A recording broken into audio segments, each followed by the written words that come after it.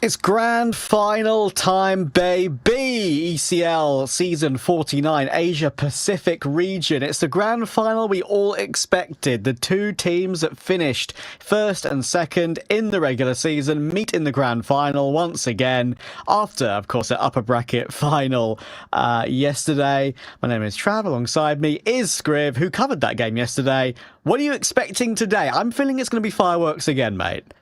Yeah, I think so, right? We obviously didn't get to see all of TYLOO in the earlier series. I think one of the questions that I had is, like, are they able to readjust and just sort of go through the motions, forget about what happened yesterday? Because it was a very, very tough loss. I think that it was at a point where it's kind of obvious to everybody watching of all levels, all sorts of knowledge, that TYLOO probably should have won the series yesterday, had quite a few opportunities to do so. So yeah, they, for me, I think still have a bit of work to do and just have to try and find a different sort of mindset coming into this grand final, that they do deserve to be here. They are capable of getting the win and not allowing the same sort of failures to creep in against Lynn Vision here today, which is going to be a bit tougher. You know, they have to win 3 out of 4 maps, which is a lot of work. It really is, right? Whereas Lynn Vision, a much easier task. They only need 2 out of 4. And, you know, if they manage to work well within the veto, that first map that they play might be their own map, right? I'm not entirely sure how it's decided here into the grand final. But yeah, a very, very exciting kind of game. Great to get the repeat. Great to get the opportunity for revenge for TYLOO. That's kind of the joy of a double bracket system. But of course, as you can see on your screens as well, we sort of touched on bits and pieces. This is how the playoffs has gone down. A lot of sneaky maps here and there, and a good couple of upsets. Yeah, Rare Atom, I think, it's probably the upset that most people will be looking at there. I mean, the Huns managing to get one over them, of course, and then also Rare Atom originally losing in the upper bracket to Genghis Warriors and be falling behind and not in that 3rd place in the region like they once were. So, yeah, I think some of those Mongolian teams like the Huns and like Genghis Warriors are starting to really make a name for themselves. And of course, we should be mentioned as well, TYLOO getting through earlier today against the Huns. They did win map 1 in the end, and map 2 I felt like would have been close if it wasn't for the Huns having a power outage, meaning that they couldn't relocate in time, at least, to play that second map. It was a forfeit win for TYLOO. So, yeah, I think one thing that's important to mention as well over the regular season, that TYLOO went 23-3, Lynn Vision went 22-4, only losing 4 BO1s between them in their 52 matches, so pretty impressive. And yeah, I think, to be fair, this is where we expected to be. Lynn Vision do, as a reminder to all you guys, get that 1-0 advantage coming through the upper bracket into this grand final. Been the case in every single ESL Challenger League region for a while now, that you do deserve some form of advantage. And as you mentioned, TYLOO need to do this one the hard way if they're to make Pro League again and have another appearance at the event, of course, in which we saw them do so much incredible work earlier on in the year and capture the hearts of the community. Yes, absolutely. Going to be a tough one for sure, but hopefully they can deliver and give us a good, clean game in the same sort of way. I mean, I hope they don't experience heartbreak again, but we're here for the entertainment factor. Lynn Vision, worth mentioning, they win that game yesterday against TYLOO. That puts them onto a 20-match winning streak at the moment, Trav. Yeah. Few forfeits in there that might indeed help their case, but domestically, they have been dominating for the past couple of months, and I think picking up 2 wins, in fact, against TYLOO recently is a pretty solid case that they may well be working their way to the best in the region, sort of minus Mongols. We maybe don't count them as they've not been playing domestically for a while.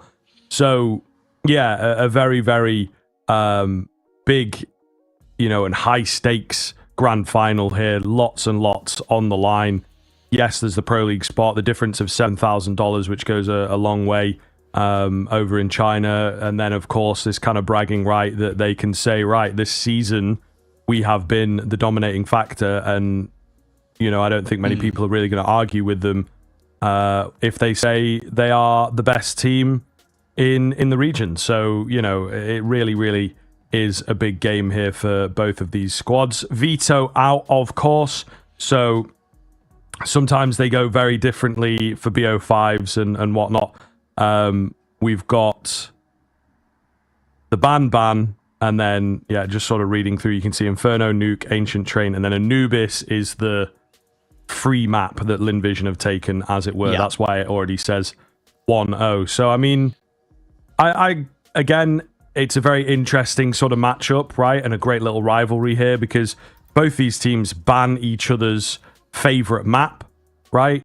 And then it sort of leaves the door open for a little bit more creativity. Anubis down as the map that gets put into the advantage, though. How do you feel about that? We've got a Nuke that comes through, you know? Maybe that would be another map that could have gone. Yeah, it's interesting, right? Because, of course, if they're taking Anubis out of the pool in that instance as the map advantage, that is one of TYLOO's strongest, right? I think that's actually a really good plan by Lynn Vision. It's not just the fact they've got a 1-0 advantage, they've also now removed TYLOO's best map from the pool, right? At least statistically. I mean, we can argue Inferno might be better. Who knows? Maybe their Mirage could also be decent. But, of course, as we know, Lynn Vision perma that. So the veto goes in their way, numbers-wise, very considerably. I think it's fair to say here for Lynn Vision. TYLOO are going to have to do this one the hard way. Inferno is one that, of course, we see them play a lot. They did their best at Pro League on that map, but Lynn Vision play it well domestically and do look really good on it.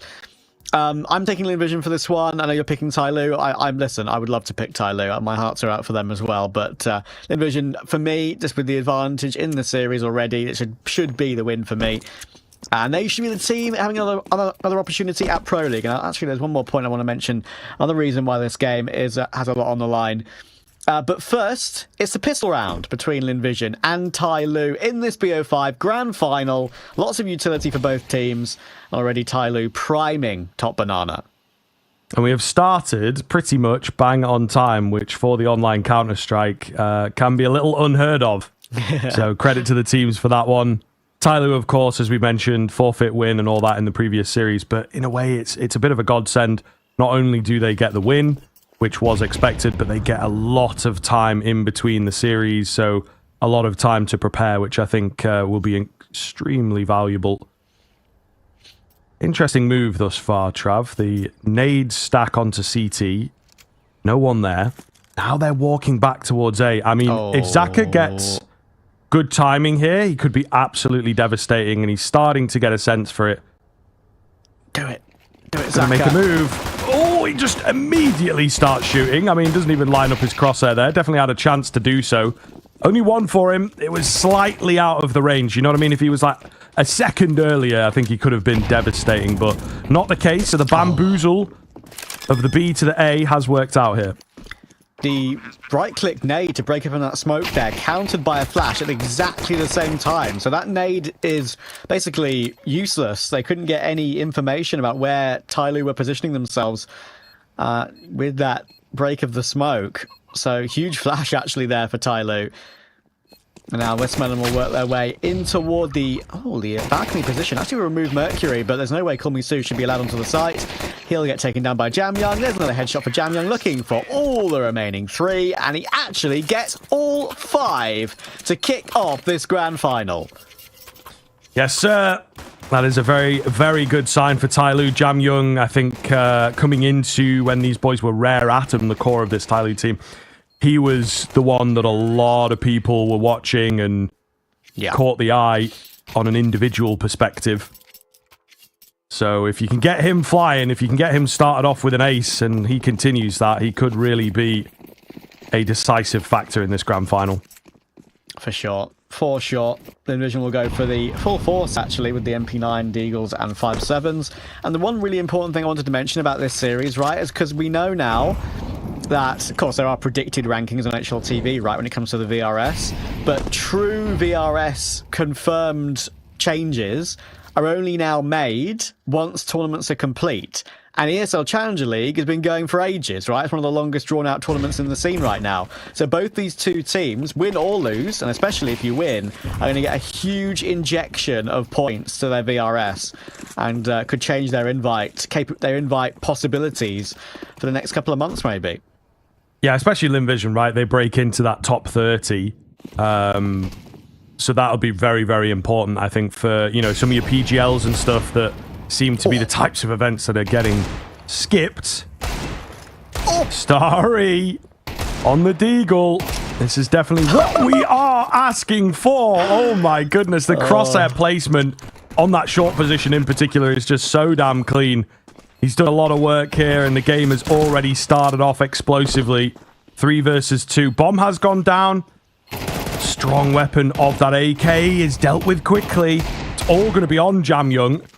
He knows they are unlikely to have a kit. Great flash through, and he's actually clutched it up.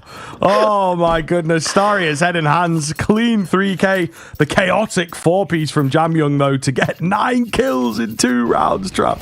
Oh, I love this region so much, dude. It never disappoints. Sorry, that was absolutely sick. It just knowing exactly where you need to place his crosshair on short, not just once, but twice, right? The readjustment to place it there twice to adjust. To react, to that second player. Unbelievable. And then Jam Young, the right-click flash through the smoke. That's the only way he wins that round. That flash working out. Blinds up the player in front of Pit, and then is able to push into the site and take the other one. Lynn Vision already slightly tilted by that one, I'm sure, without a doubt. That should have been theirs. Starry did everything, but Jam Young did more. He's got 9 kills. The rest of his team has 1. Kind of hilarious. And we'll see in this round. It is an A stack, a brackets stack to be specific. And TYLOO, in classic fashion, are headed towards B. They're about to waste, $1,000 more probably in terms of utility. Just make sure all your lineups are working. I suppose there is nobody home. And there you go, a complete sink of cash. Not usually something that gets mentioned. Kind of meebable in quality, but all the same. Yeah. There's no one here. So they're re-smoking CT. There's nobody here, guys. For goodness sake. Yeah, we need to get attacker on the Mac 10. Off to the races, mate. Come on. Go and get those ecos. We need it. You need it. Get that dollar. Or can Jam Young just farm up 4 more kills, maybe? Go on. Honestly, that's more cool. Just let Jam Young kill up all of them. Try and get him like a record KD for like a certain period of a game. But no, I think we're going to have a situation here where all 5 are going to stay alive on both. They're trying to lock them in banana, hoping that there's some damage that's been done through a smoke to maybe force one of them to go down to the bomb explosion, but actually all 10 players will just about stay alive somehow. Surprising considering attacker had that Mac 10, as you say. That's a bit of an oversight, I think. Should have definitely sent him in on that one. I don't know why they didn't, but Lynn Vision's buy will now be available. It's just immediate tension, isn't it? Right, the stakes of the game. Everybody's like, "Oh, we don't want to give them any free kills or give any weapons away." You're trying to play the mental gymnastics of having the upper hand and feeling like you're in control and winning rounds. It's even on the other side of things. You mentioned the Mac 10, but Lynn Vision, it's like we're 3 rounds at that point in. Just send it. Just try and, get some kills or something. Just be annoying, right? That's what you usually do on an eco, but they're like, no kill bonus. Don't give them any confidence. All those very minute things that you usually only see in games like this where there's a lot on the line.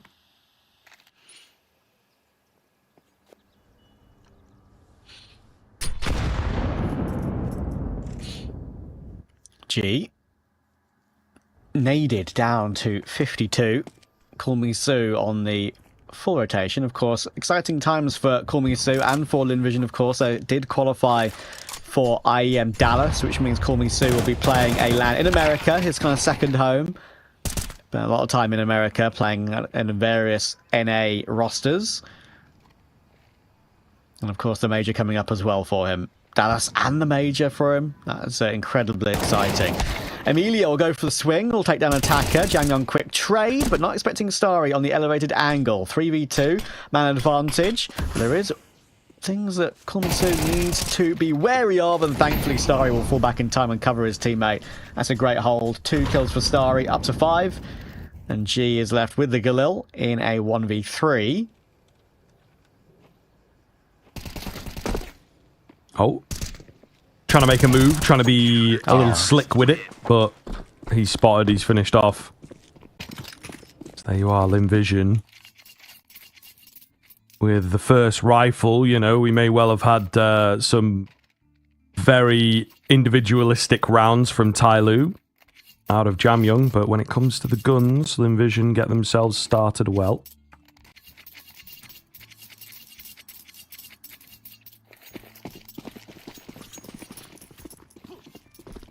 It's funny, on the Inferno we saw earlier, right, TYLOO, they don't really like putting G on the... Obviously, hasn't got the money for it, but it's something to mention. They don't really like putting G on the AWP on T side all too often.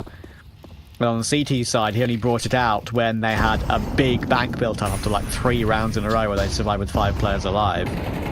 So, you're curious to see when they go for it in this game. Westmoreland can't deal with Jamyoung. Again, an entry top banana for the main man of TYLOO.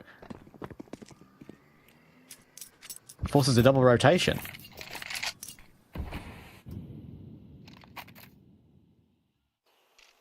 It does seem to have worked. It does seem to have called them across. It's just all about playing the bluff now.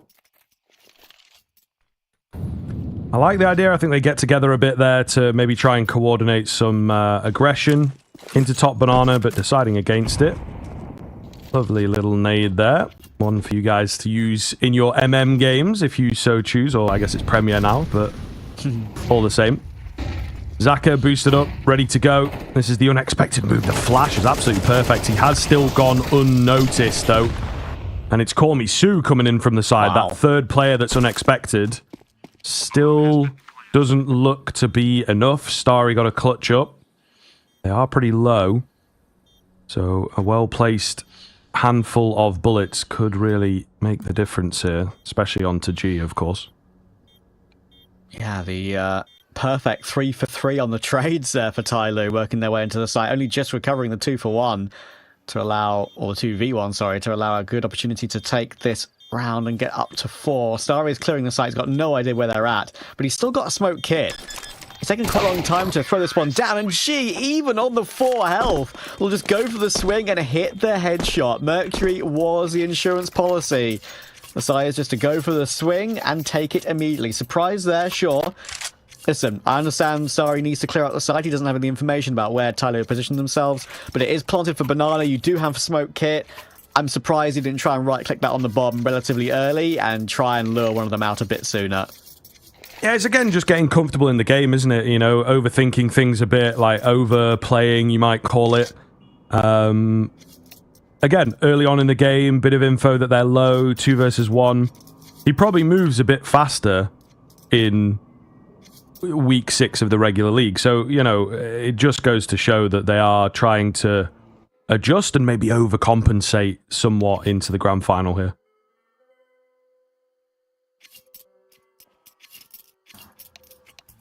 Quite possibly.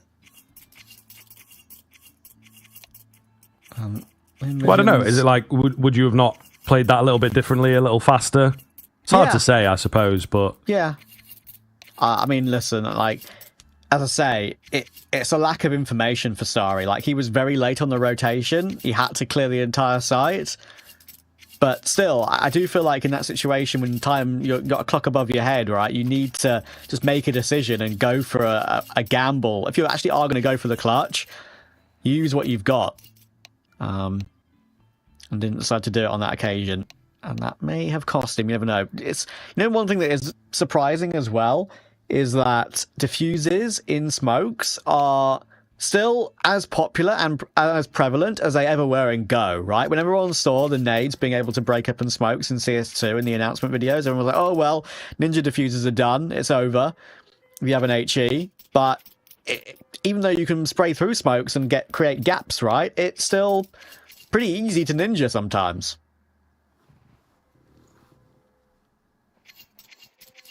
It's true. It is true. I mean, it's just as old as time, isn't it, really? You know, like, you lock in on one area, and it kind of feels like RNG sometimes. It's like, oh, you're spraying the left, and he's actually all the way to the right. Not much you can do, because obviously you don't know if you're hitting shots, and I don't know. I think it's always the worst in those types of situations if you second-guess yourself and you were actually right, and you just needed one more bullet, so on and so on. But they're good fun. I think it is something that really does give a mix-up to the game of Counter-Strike, is the advent of tapping and ninja diffusers, and does he have a kit and all that sort of stuff. So, yeah, very, very clever sort of design. You've got to, I think, in those types of clutches as well that Starry was in, you've got to at least, like, threaten it. You know, it feels like one of the keen options is to get that smoke down. That being said, when people hear utility, they usually peek because you're in between quick switching. So, and I always, as a rule of thumb, I was kind of taught by some of my homies back in the day when I first started playing, and they were already like face it 10 and stuff like that. You know, 10,000 hours in Source and what have you. Yeah. They always told me when I was the little Bambi in the 1v2 or the 1v1, it's like, just don't use utility in that 1vx situation, and it just completely removes getting timed on. Yeah, but maybe they thought your util was terrible. Maybe trying to save me. But you know what I mean? To be fair, I think the smoke is a little different because it's creating like a parameter, like to Ninja or whatever. Yeah. But stuff like mollying a random area just leaves you super vulnerable to a peak or whatever, you know? Exactly. So, yeah, also tough to get right. Also, thought processes. That's why those clutches are always very interesting. You can debate them till the end of time in some scenarios. Right. Next round, we have a little bit of a tech pause. I think one of the Lynn Vision players disconnected for a little while. He's back in the server now, and we have a situation where we've got an Eco with a Nova on Starry. Lesser spotted, but can do some significant damage.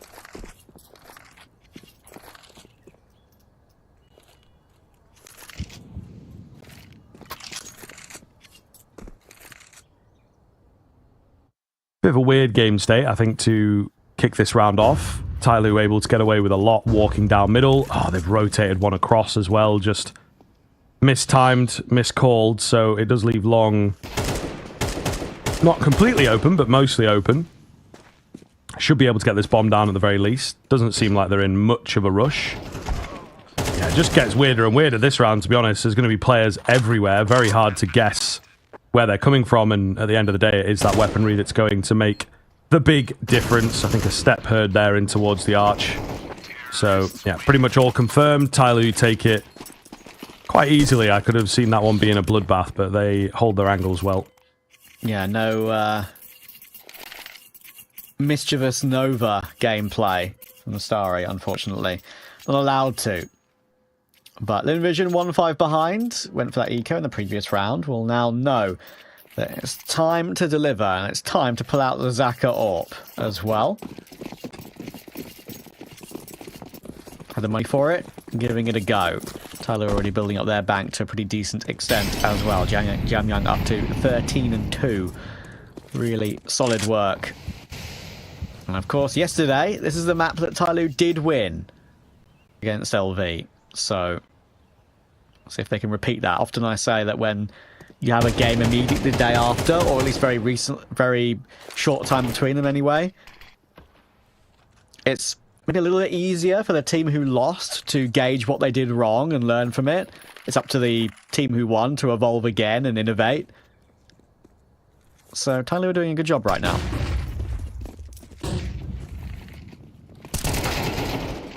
Oh, nice swings here to kick the round off. Again, another very simple contact-heavy A play. Do have two more to get through, one being the AWP as well, which obviously can be devastating, but Zaka missing multiple shots. Starry in the pit. Gets his, but he's not going to get any more than that, so not too much happening, one would say. It's a nice catch. Bomb's not gone down yet. So Westmoreland certainly does have a chance here. They're trying to draw him out. Lovely little smoke there. Isolate the 1v1s. Wins it against G, who maybe goes a little giddy there. I think just commit to the plant and fully force him in, but Mosea is crisp, of course. TYLOO moving up to 6. This is a really strong showing from them thus far. Real nice try from Westmoreland there. Pretty much did everything he possibly could to try and recover that. Decent positioning, decent look through the smoke on a timing, got the first, gave him an opportunity, good reaction on the second. But TYLOO just better when it comes to those tight scenarios, and the quick headshot from Mosaic. No hesitation whatsoever. Jamyoung up to 14 after that round as well, and Lynn Vision will probably have to stay on 1 though. TYLOO have the advantage with Lynn Vision on this half by. Great reaction. Jamyoung's at it again. Oh my goodness. Come on, let's break some records on this one. Why not? Make it a close game. Lynn Vision, and then just keep feeding Jamyoung, and we could have something special here. Could be very cool. Could be very, very cool indeed. Gonna need a bit more competition out of the game, though. You know what I mean? It needs to be like... Exactly. He gets a 3k, but they still lose the round. So... easier said than done. You know, you don't want to farm too hard. As you rightly said, mate, like, he's been doing this for ages, right? Like, even on Rare Atom, Inferno was one of their maps, right, with Advent, way back in the day. I say that was like 3 years ago. Not way back in the day, but yeah, it was huge for Jamyoung and Mosaic, that duo, and they've become their own trio, apart from Advent, of course. Mercury now the in-game leader. Felt like a bit of a crazy choice from some, but clearly he's only put TYLOO in a good state.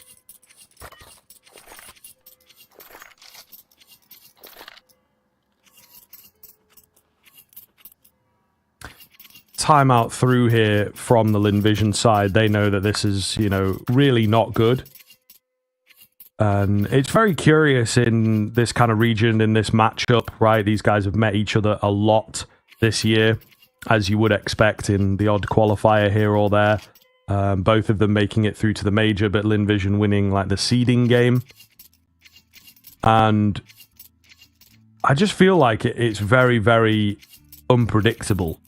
You know, we've got overtime wins on Inferno. We've got some closer wins for TYLOO. We've actually got a win for Lynn Vision in here on this map as well. So, very difficult. And I think the more you do it, eventually there's going to come a time where they just crack you. And that feels like what we're getting here a little bit. They've come in, they've got the map in hand, not their pick. Just kind of taking it easy. And it could all be strat, it could all be tactical, but you don't want to, again, get bested super one-sidedly. So I think they're maybe taking a pause here to be like, right, we do still need to present on Inferno here to just prove that we are warmed up and capable. And that's the only advantage I think I'd give to TYLOO, is that they have locked themselves in, played a competitive map already today, and that does make a difference. Yeah, I like that thought process, yeah. Amelia and Pitt spotting some information towards short, and Komisu is going to have to deal with some angry TYLOO players toward long. Zaka's got a line. Oh, he's going to come off of it at the worst possible time, though. He hasn't even seen them. Oh, that couldn't be worse. He's come off it at a terrible timing, and he hasn't seen them cross to his left. Oh, it's a nightmare. This is a nightmare for Zaka. They're not going to punish him yet for it, but they've got full control of this, and Zaka has no idea. 3 players around the A-bomb site still, 2 on site, and Starry and Pitt. Komisu actually will take attacker, and it's kind of like, I was going to say, Zaka didn't know, but now the info's fine, because they know that long's been taken, even though Zaka didn't see it. TYLOO have waited so long that it allows Zaka to post up here. But he will just get destroyed by Mercury. Oh my goodness. Never mind. I thought he saved himself with that repositioning, but not to be. And now Westmelon on Banana. They don't know he's there yet, but now they do. Site taken overall, though. It's going to have to be a 4v3 retake as a bomb is planted safe. Could be doable here for Lynn Vision. Absolutely going to need it. 4 in from Banana, though, is certainly a rare retake. And Mercury is trained. Certainly not the primary AWPer, but 1 will do. It's all he needs, really. I'd say even get off the angle. He does stay on it, does get another kill. Komisu finds G. They know there's going to be another player in towards the new box area, but there's not a lot of time left on the bomb. A lot to worry about here, and Mercury just isn't missing on this AWP. Amelia, not really much that he can do. Maybe catch an exit on the way out. He will, but the round goes to TYLOO, and that's probably the best chance Lynn Vision have had in recent memory. Yeah, that was a crazy round with the timings around long. Call Me Sue getting that first one as they tried to maybe sell a bit of a fake over toward the A side of the map. They knew for a long time that A was open, and... or sorry, long was open, and Arch was a possibility. And even though Zaka had that crazy timing where he missed the information, he did get back toward that church position, did have a good angle to hold, but just got destroyed by Mercury, and that entry then helped out TYLOO to take the site. Mercury then got a couple more, picked up the AWP, full blind for the last. TYLOO 8-1. Lynn Vision nowhere to be seen on Inferno really thus far.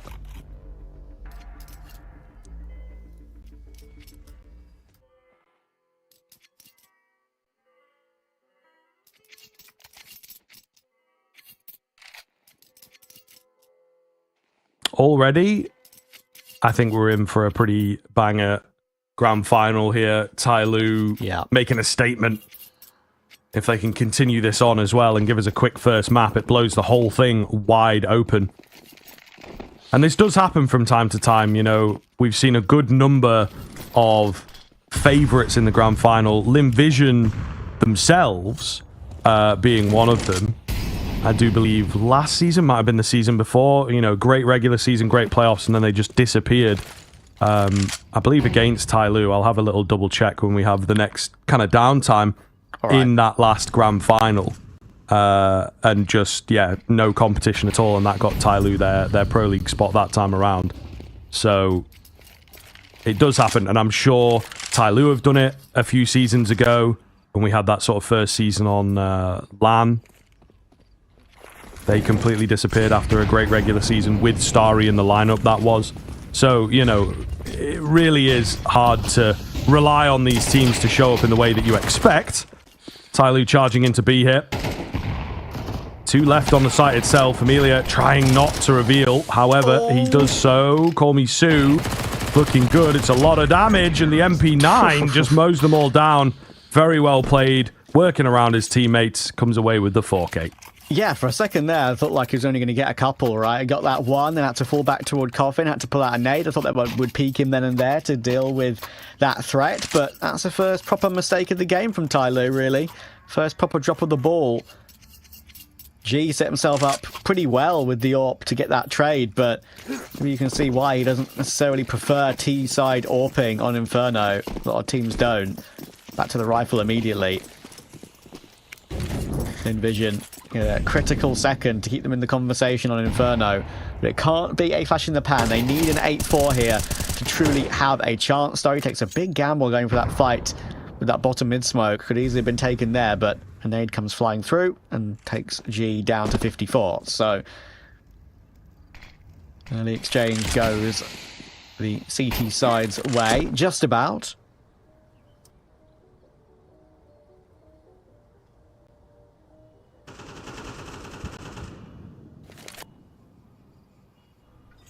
So just sort of checking up. Lynn Vision still made it to Pro League off the back of that LAN final, as it were. Yeah. But yeah, last season just got absolutely demolished, really, by TYLOO in the grand final, which was also a BO5. Slightly different setup, you know, a bit more intense on the LAN, all that kind of stuff, but yeah, just, you know, disappearing in that final. So it does seem like these two guys have got a bit of a history in those types of situations, and it can be very, very difficult to tap into the grand final mentality. A quick burst out once again from TYLOO. Before I can even really get my words out, they have secured that bomb site and taken a round very cleanly. Yeah, there's a couple of good entries. A good pinch, actually, right? I mean, there was a risk when there was that other next player, I think it was Sue, coming through the library smoke, not able to do anything, and just Jam Young once again on the entries, bro. 2 kills, up to 18 now. Yeah, both these two teams are in a very exciting position for their future as a roster, right? I mean, both of them are going to be playing in that Hero Esports Asian Champions League in Yangcheng. Both of them will be attending the major, obviously, getting through the MRQ. And of course, Lynn Vision, as I mentioned, will be playing in IEM Dallas too. So Call Me Sue has 2 big events in America to attend in the region that he spent so much time in the past of his career, of course. Teams like Wildcard and G3 for a while. So yeah, he was always a prospect over there. And now he's helping out Lynn Vision truly make a dent in the Asian scene as well. But TYLOO are making a dent in Lynn Vision right now on Inferno. It should be the equalising map at 9-2, you would think, to get up to a 1-1 in the series. And then we can wipe the slate clean, and it's a BO3 all over again.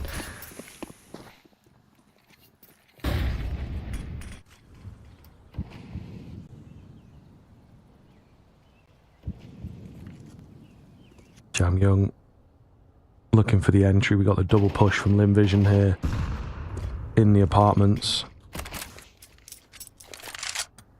Not going all the way, but still looking for something a bit unorthodox. Listen, first half is kind of a write-off. They're looking to, as you say, freshen things up.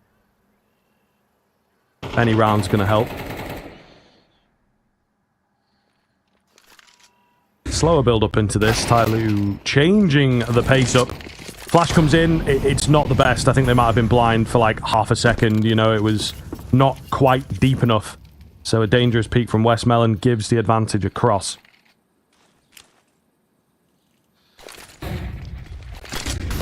Seconds. Looks like TYLOO are going to pull the pin on this play right here, right now. Jam Young will charge his way through with another entry to his belt. And the bomb can be planted safely on Coffin. This is going to be incredibly difficult for Lynn Vision to win on this retake. They need some luck with some smoke spams, you would think here. 3 kits are available. And they've got really good utility, which makes me hope that maybe they've got something to say here. That Incendiary will burn Mercury out of the firebox position, but he still hits one crazy headshot on Zaka. That's huge. That's just an insurance kill there to retain the man advantage. There's an immediate trade, but Jam Young's got the elevated angle here. Great molly into a pull, which will force them whatever further. They are losing a couple of frags, but it is Mosaic to close it out. Triple kill for him. 10 double digits on the TYLOO T side.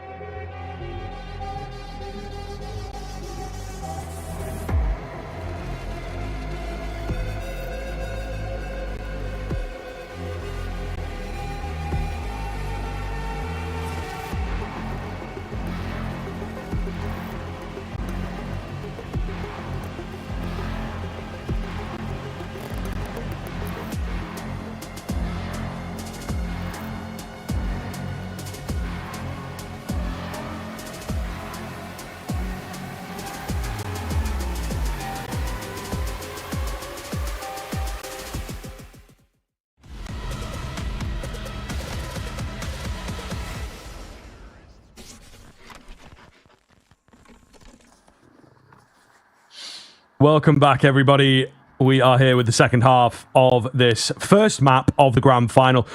Looks like it's going to be over pretty quickly, to be honest. TYLOO with a 10-round half is surely enough to close things out. Their map pick, their sort of go-to in this matchup, and also a lot of the time in regular games as well. So Lynn Vision, I think, have to step up a little bit, otherwise I do start to get worried for Nuke, and, you know, them losing the lead in this series would be really dangerous. Yeah, for sure. I do need to make sure they get a couple of rounds on the board here, just for a bit of their own confidence, of course. It's TYLOO who played a bit of an official already today, of course, against the Huns, even though they couldn't complete it, the Huns. But yeah, maybe Lynn Vision coming in a little bit colder. TYLOO have 3 sets of dualies here, dropped by Jamyoung and G, setting up Mercury, Attacker, and Mosaic. Even though Jamyoung is 19-7, he's willing to take the hits and drop the dualies to a teammate. Depends, of course, positionally where you are playing. As who gets those, you would think. Oh, hang on, we're making out in a smoke. Call me soon. Do you realise you're stuck on someone? No, you don't. Oh my goodness, what's going on here? Mercury's got 3 kills as they try and come through the smoke toward Long, and Zaka actually got himself in through Arch. And in the meantime, he's actually the one to get the trade in the end. Can you believe it? I don't often give a yikes, but that's kind of a yikes. Lynn Vision making those mistakes in such a pivotal round, you know, could be the chance for them to somehow bounce back against all the odds, but it has been shut down before the dream even really comes to fruition or is even thought about. Amelia, 1 versus 4. They've got the bomb in their sights as well. They now know where he's at. So surely the convergence comes in. Somehow he survives that little foray at top middle, but he will eventually go down, you know, trying to take a kill or 2 before he darted off towards B, I'm sure. That's so crazy, Mercury, man. So insane. And it just sort of sums up the map, doesn't it? Lynn Vision can't catch a break right now. And the timing of which that happens as well, right? It's not like he is behind the smoke and none of them check him. He actually is in the smoke, walks through it with them, and is one point holding hands with them.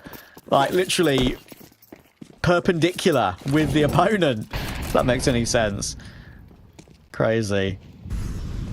Envision nothing going their way, like you say. 2 on the board. And they need this 4 spy to be a success, otherwise this game's over. This game will be done. 11-2. Will turn into 12-2, and they'll be on another force. Pretty similar to what they've got right here, so could be a speedy finish to Inferno. Yeah, honestly, I think, you know, you're saying they need to win it. Otherwise, the game's going to be... I feel like it kind of is in the position of being over, even if TYLOO do concede a couple of rounds. I can't remember the last time I've seen, you know, a 10-11 round comeback. Yeah. So going to be very, very tough. But they do have a bit of something planned here. The old CT push. There's a bit of a gap in the smoke. MP9's only good for 1, so only 1 between the 2 B defenders. And Starry, unfazed by the smoke spam, will indeed confirm the force by win. So Lynn Vision, they get this one in the bag, and TYLOO have to back off. That's enough to piss you off, isn't it? I think so, yeah. 1 HP on the Deagle. G saw him, got the spray down, but another jiggle to avoid the last couple of bullets and an immediate headshot. Starry saving the game for his team. And as I said, like, if they didn't win that one, they would have been on a similar buy in the next. And they've got a free MP9, free M4. TYLOO will be saving their M4 and MP9. Will probably go for a force and response themselves. They can drop one. Or drop 1 MP9, sorry. Mercury will keep himself alive. But yeah, Lynn Vision, there's a chance this could turn into like an 11-5, 11-6, but you still do feel TYLOO are but a few minutes away from recovering the series to a 1-1. Still, we start to talk about things pragmatically from that Lynn Vision stance, right? This is not your pick. You've got Nuke coming up next. Now feels quite risky. You know, it's a shaky map for both of these teams. So the fact that Lynn Vision picked it first gives the opportunity to TYLOO to pick up, you know, in a row, and then you are leaving those final few kind of a bit to the gods, you know what I mean? They get more of a chance, of course. So what you want here is to pick up some decent rounds and some decent momentum that you can then capitalize on into Nuke. Sort of chaos here on the A bomb site. We do see an AK recovered. So the TYLOO weaponry not awful. Mercury does get caught just in and around the smoke there. Not really sure what to do with his position. Should be going down momentarily, and I think honestly probably just take the AK into the next round if you TYLOO.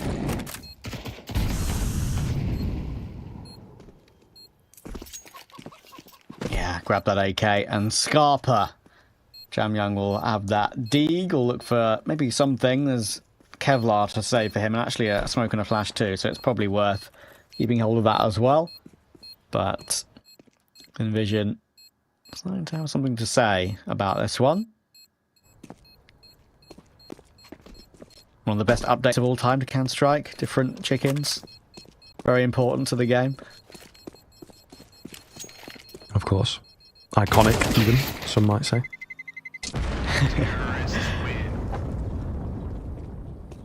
AK does go down. That's a problem. He's taken it. Good. I was going to say, I hope he could maybe grab it before the end of the round, and Jamyoung did. So all good.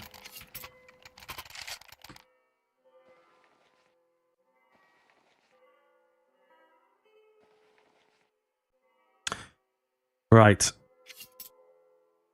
Feels like crunch time now. Lynn Vision, don't lose too many guns here. Keep the rounds rolling. Get them ground out, as is always the way on the T side. See what they've got in store. TYLOO going for a pretty heavy B stack here, and of course have got that AK over there. Going to try and get him into the mixture. But they're going A, so always a classic.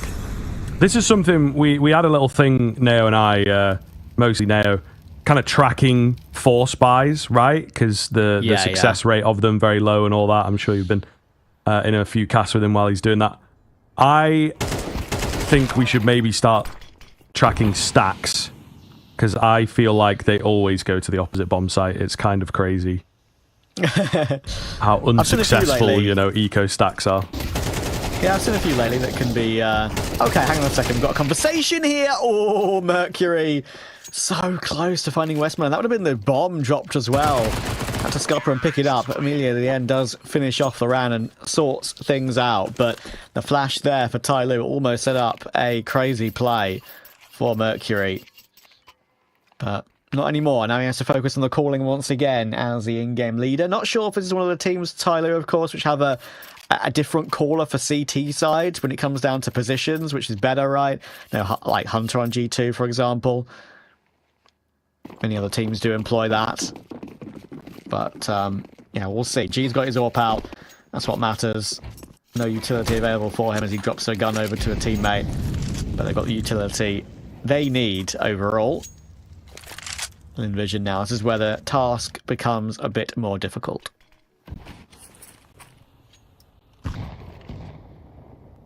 G. Not quite quick enough.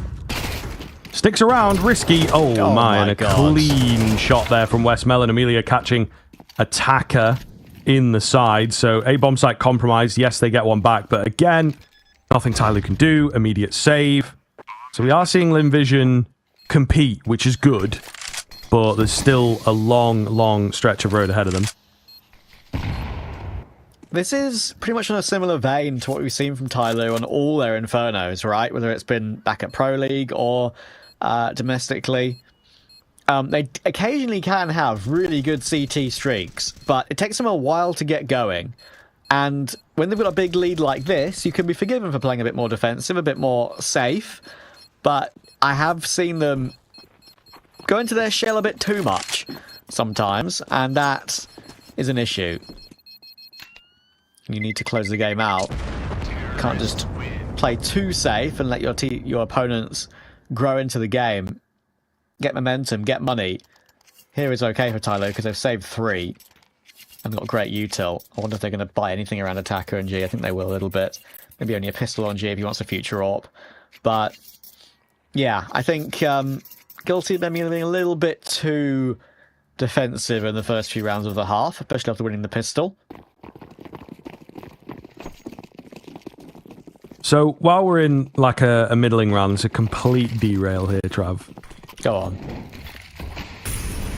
What do you think about the 100 men versus 1 gorilla argument? Oh god, I've seen that meme around and about. 100 men versus 1 gorilla. I think the 100 men would win. Yeah. Okay. This is good. You're a man of logic.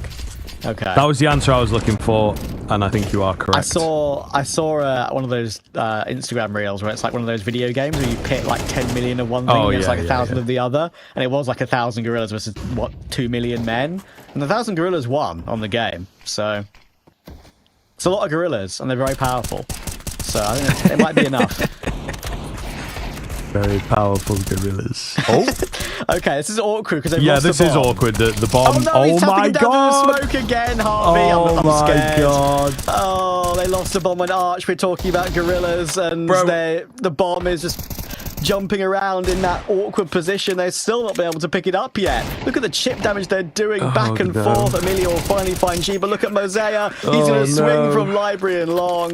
It's fallen apart. We didn't need to derail it. They did it themselves. Absolutely insane. Holy hell.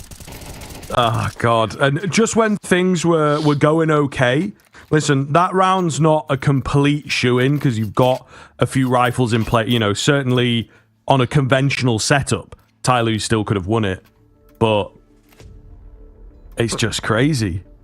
It's just crazy. I mean, it's very hard. It's a really tight choke point. There is an initial mistake made by that bomb carrier just getting a little too giddy, not thinking about the consequences.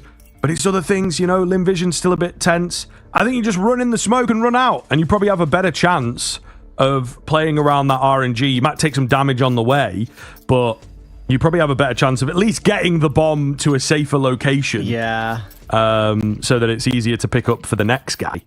You know, as well, what's crazy there is I think, like, again, this is pretty, maybe a bit nitpicky, maybe an argument to be said here that is like, well, that's benefit of hindsight. It is.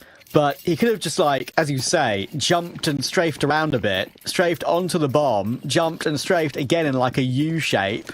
That would have made him much, much harder to hit, right? So, yeah, listen, again, it's a bit overly critical perhaps, but they lost around they shouldn't have lost, so that's maybe a fair assumption of it in the end. Mercury's pushing aggressive down, but no, probably should have got one more, and oh my god, it's a 1v1, and there's 1 minute 30 left on the clock. What the hell?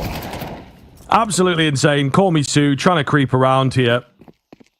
You will hear him running away, so opts to go towards A instead. He's taking a lot of damage, of course, onto the AWP. Try and even up the playing field in some sense. Nice open plant. What do we do from here, he says. He's looking to hold this aggressive angle in at shore. Oh, the creep! It looked good, but Komisu catches the side of his head to just keep them alive for one more round. Yeah, and if he didn't take the AWP there, that might have obviously gone the other way. Low HP, finding the AWP on the ground, taking the decision to swap to it on the low HP, and it works out perfectly for him. The two top fraggers for either team going up against each other in a 1v1 there. And Komisu will save LV's blushes for now. Crazy round. Loads of aggression down mid. Duels being won from Banana and in mid. And in second mid, actually, for a couple, I believe. Just a pure brawl as TYLOO looked to do exactly what I kind of said I wanted from them, right? Push forward. Play on the front foot. Almost works for them, but not this time. And now money's not great. If they lose this round, we could be looking at a 12-9, but I've said that before. Yeah, it just feels like the past few rounds have been so insane that when we get back to the normal Counter-Strike, that's maybe where TYLOO are able to just go through the motions. However, Amelia with swings like that, still not done yet, he says. Trade is there.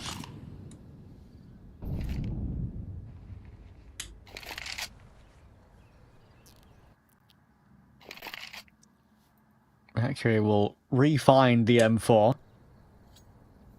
Now, Linvision pushing as a 4 toward A. Right now, it would be the perfect call. Attacker is in pit, and he'd need to get 2 kills and stay alive for a long period of time.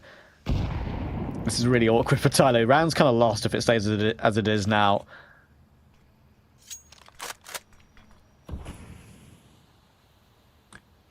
Might be a hero here, though. Attacker, kind of a... hero. Yeah, well, we'll see. Could be playing after this if Attacker is able to hold. Sort of a gap-filling kind of player, not one that you usually expect to have that star power. Nah. He went unseen for a moment, but Westmelon gets the better of him. That'll be the save. And it's yet another round for Linvision. Yeah, I saw that coming a mile off, right? TYLOO gambled with a 3 over toward B. You can understand maybe why, because they want something to use in the following round, right? That's the thought process. If they go B, we can win and finish the game. If they go A, we save as 3 and have rifles to work with. But yeah, Attacker was never going to get more than 1 there, and in the end he got 0, unfortunately.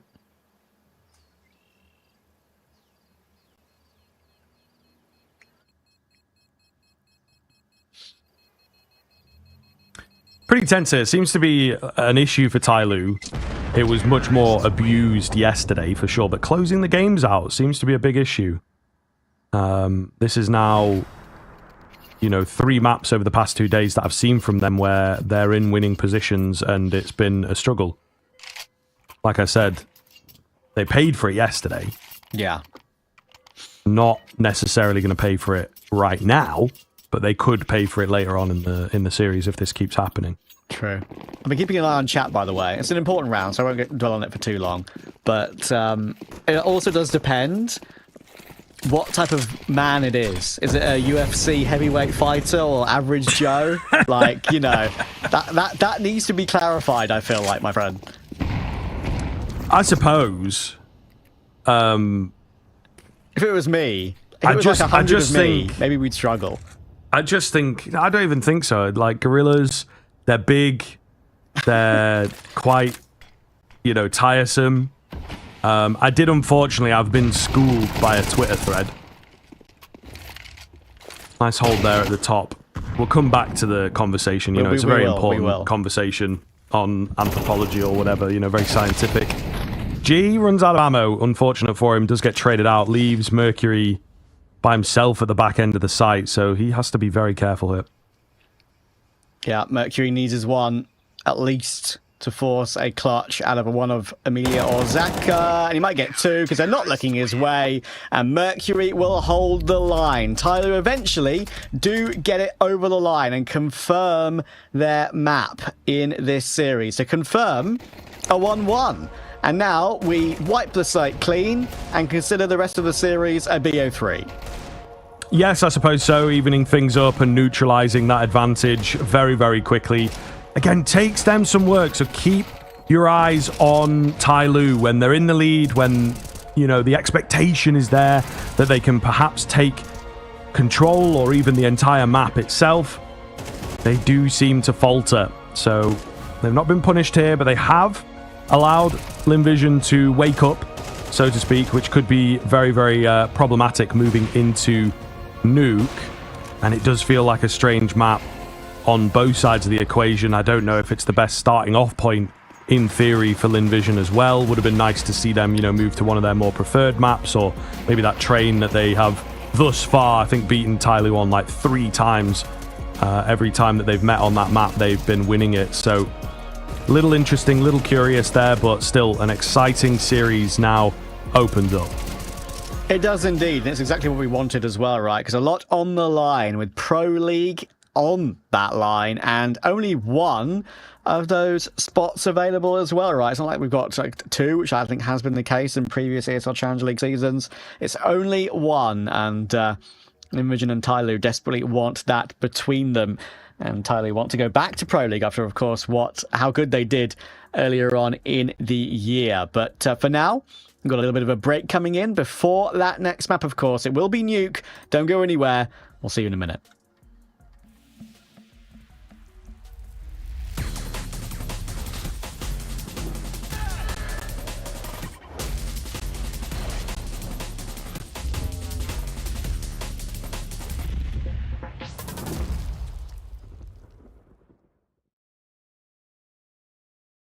Think you've seen it all? With Faceit Watch's Point of View Selector, you can experience the game from any pro's perspective. Use the multi-view feature and customize the stream with up to 4 angles. Control what point you see while earning rewards. Drops are activated and lucky winners will receive Faceit points. And if you ever miss a match, VODs are now available. Get instant access to demos with multiple POVs and commentary. Watch it, control it, Faceit.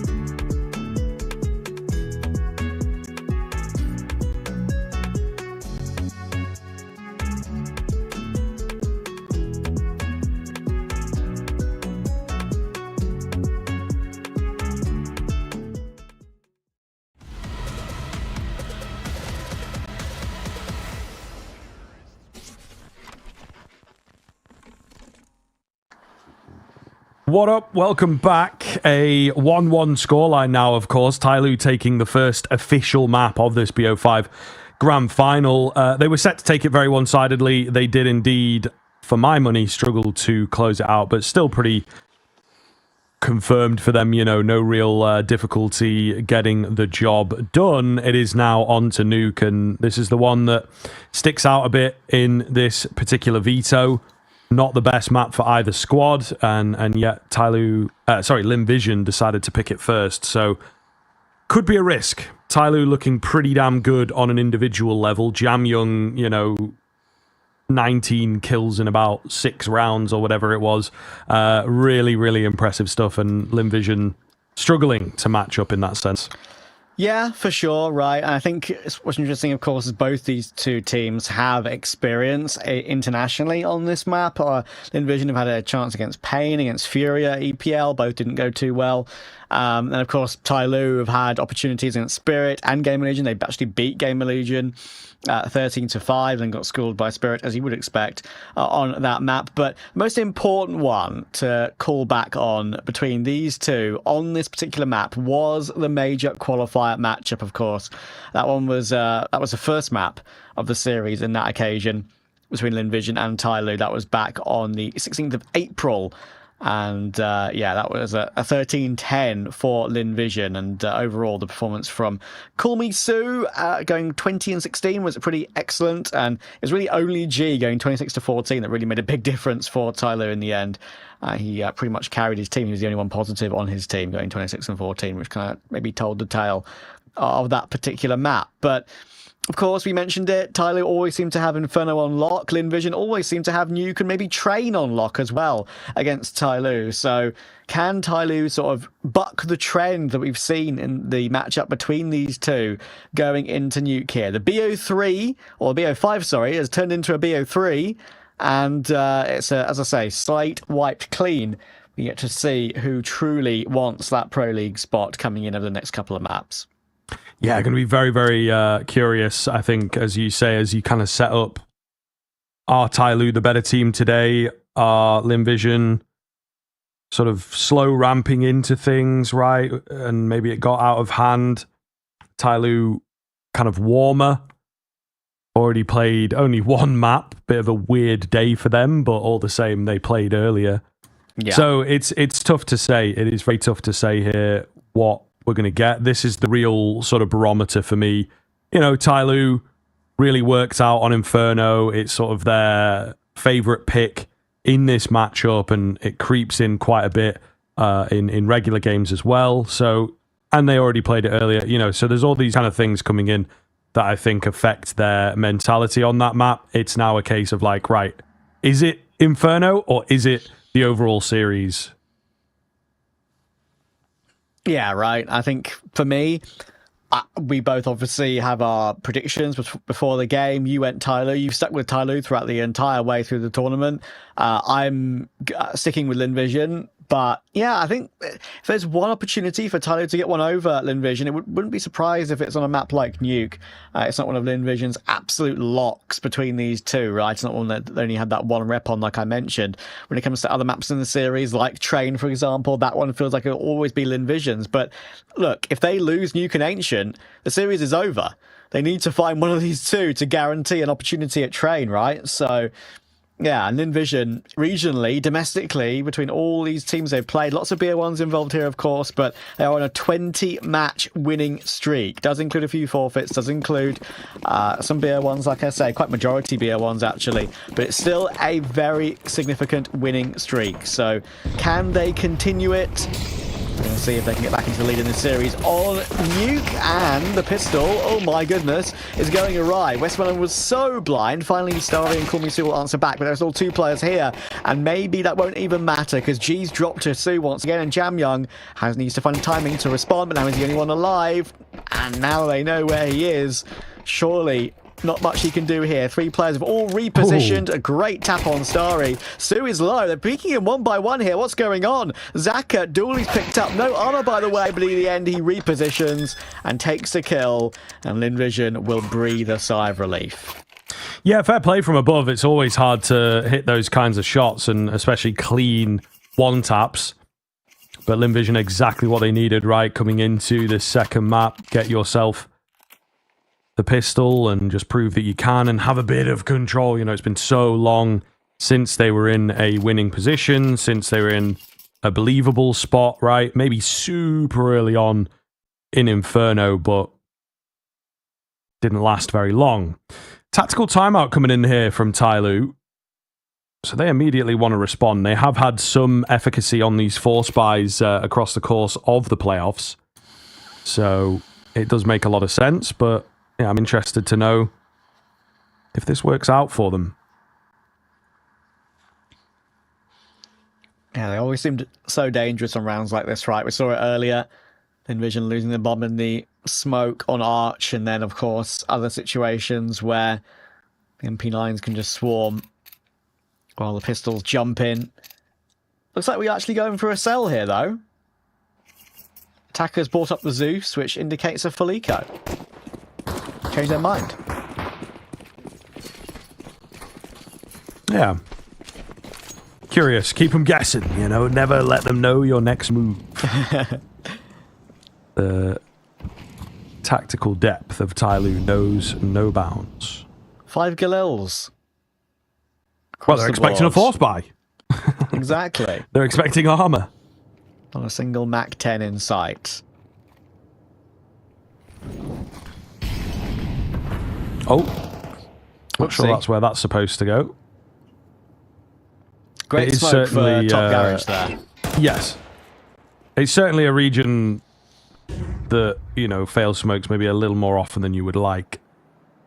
To be honest, I think yesterday we had a failed one by one of these teams on Train, I think it was, which you might let them off the hook on Train because it is a newer map, right? It might only be like the 10th time you've done that lineup. Yeah. Or, I don't know, Nuke, Garage. Can't be serious, guys. Come on. Great crosshair placement from Westmelon there. Finding Mosera as well. An attacker with the Zeus. Can't switch to it just yet because he's been seen. Now he's just hoping they're going to chase him down. Being a bit of a troll right now as attacker. Do they know he's a Zeus enjoyer? Can you see? Don't get too close, my friend. There we go. I figured it out. All 5 alive for Lynn Vision. That's a bit of a relaxing round for them. Bit of a settler.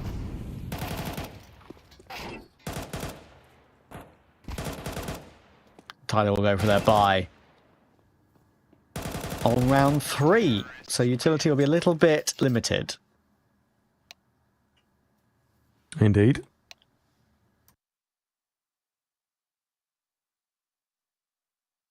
Got pause coming in. Never a positive sign. We've obviously had some pretty severe technical issues today already. Not from this series, to be fair. But I'd quite like the Counter-Strike to get started, and this is where the real Counter-Strike does indeed begin, with a round like this and a buy like this for both of the sides. No one seems to have dropped out. Oh, wait, no. Yeah, we have had one on the Envision side of things. Because you've got 2 Zakas. That's the telltale sign. And it was Amelia earlier as well, actually, if you remember. Yeah. So that's not great. That's not great. And who knows, maybe affecting part of the Lynn Vision game. You know? TYLOO have done something to the infrastructure. It's about as far as I'll go, because I think the sort of Twitch chat conspiracy theorists will actually believe me. Just a joke, guys.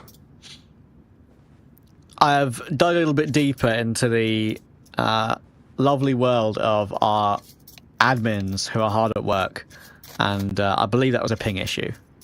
So shouldn't be too bad long term. But if it has been happening over the course of the map, then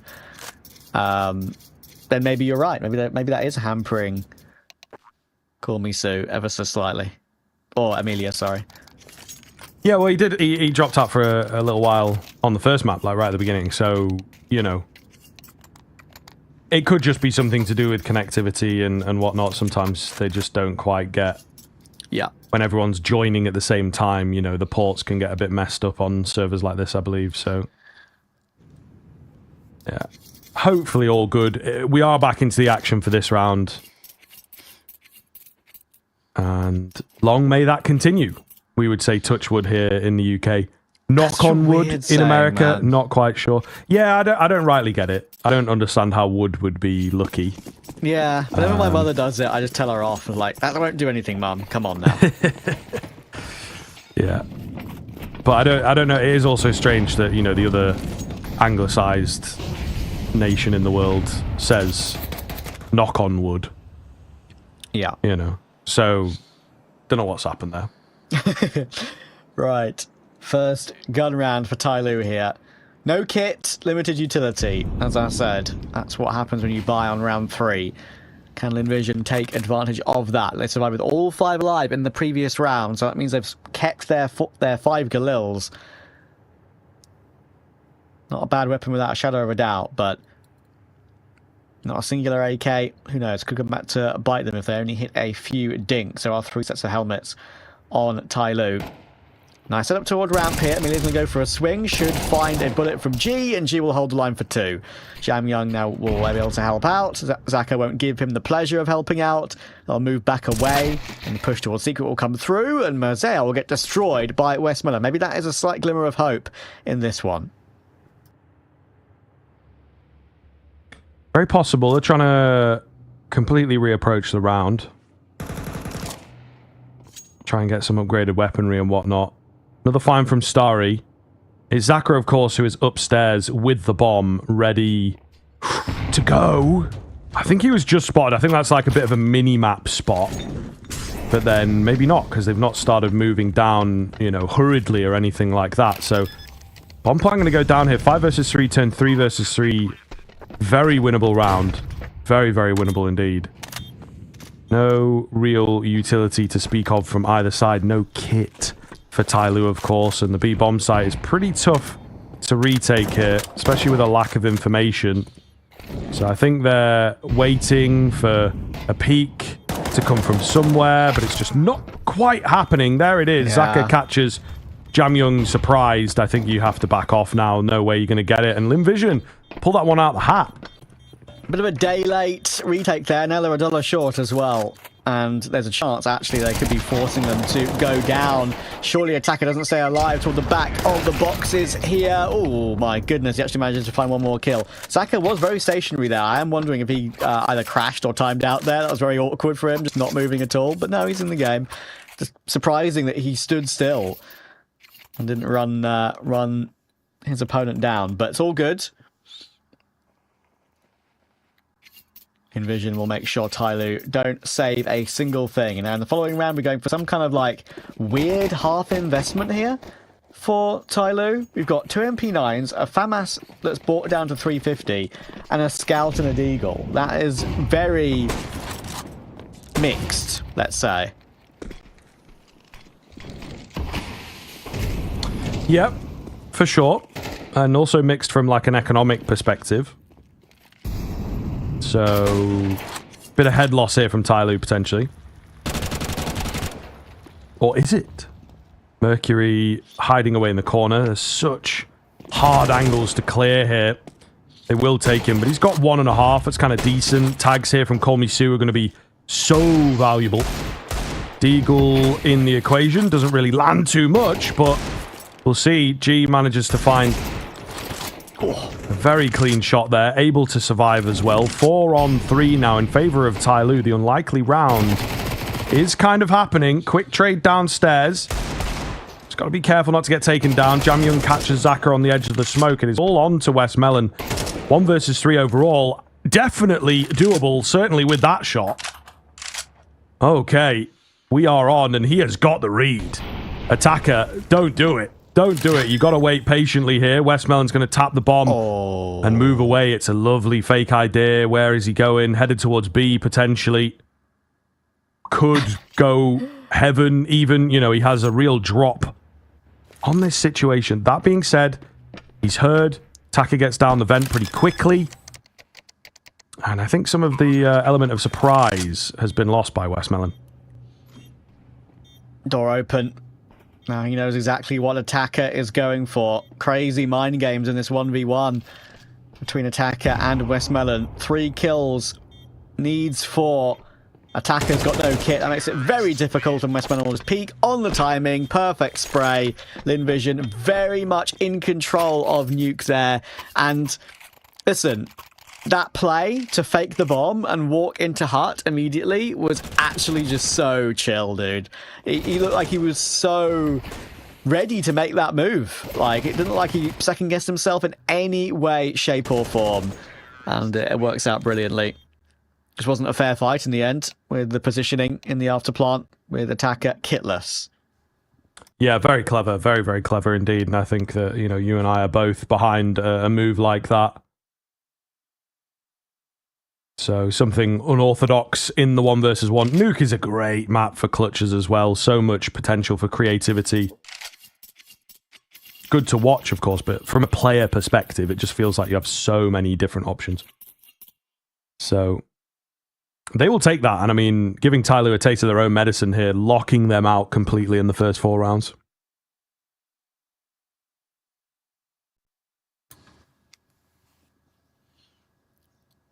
Not a long pause here for TYLOO. That was, as I say, the sort of weird investment for them.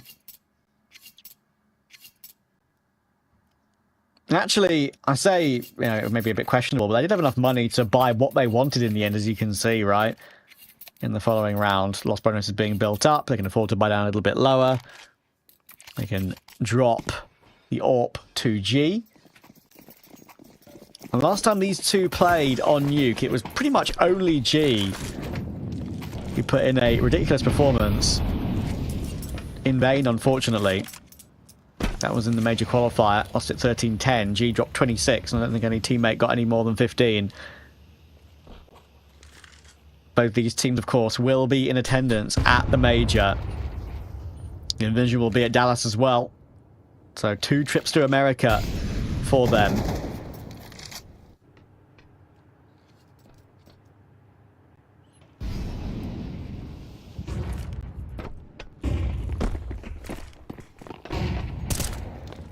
In towards ramp.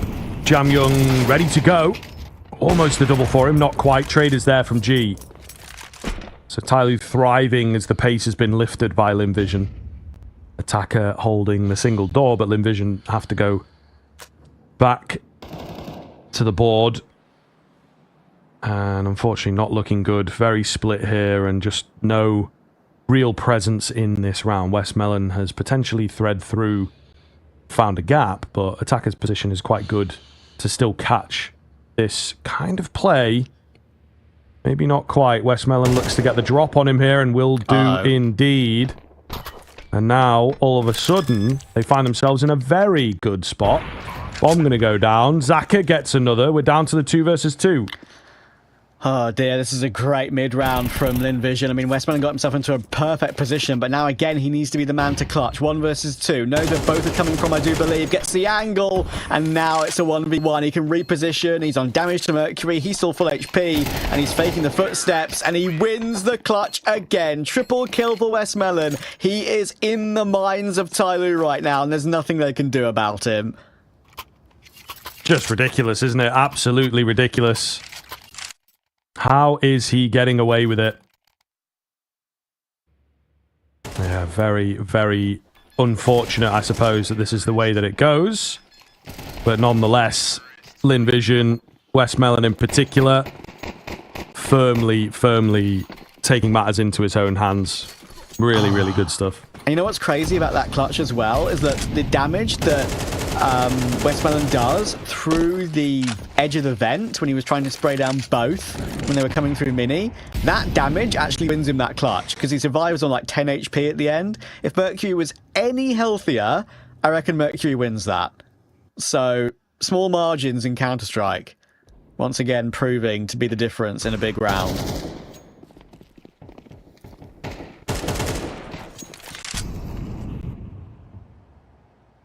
Looking good into this one as well, as they will take the first 2. They got downstairs under wraps.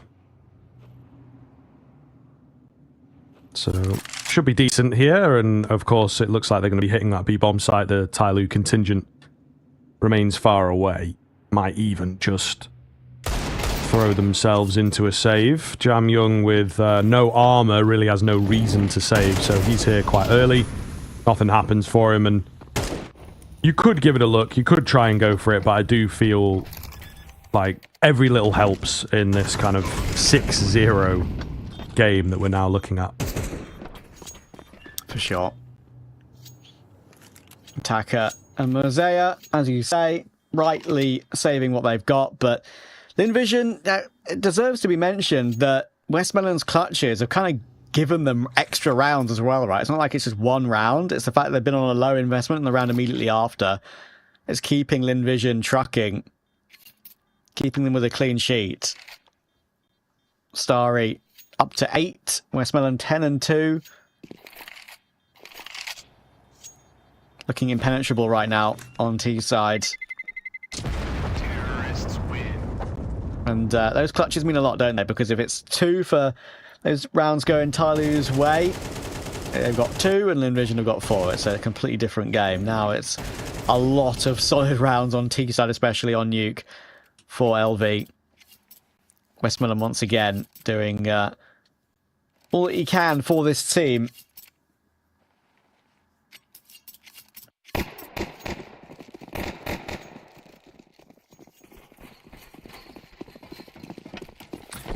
Okay, let's see. TYLOO gonna have to start showing us something, otherwise it will indeed be a reverse of what they've just done. And a very quick second map here. Attacker, up close and personal. Oh my god, greedy! For the AK. Clear out the angles, my man. And then get the AK. Goodness gracious. Can't shoot anyone if you're looking at the floor, you know?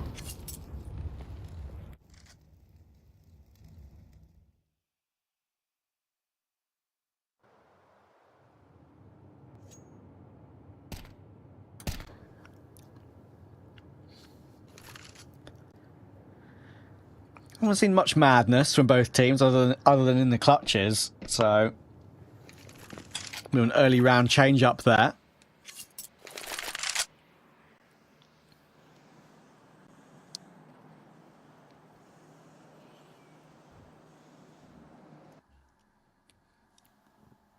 A slow walk outside with 40 on the clock for the plant. They've got plenty of utility, but they just don't want to give up any information to TYLOO so far.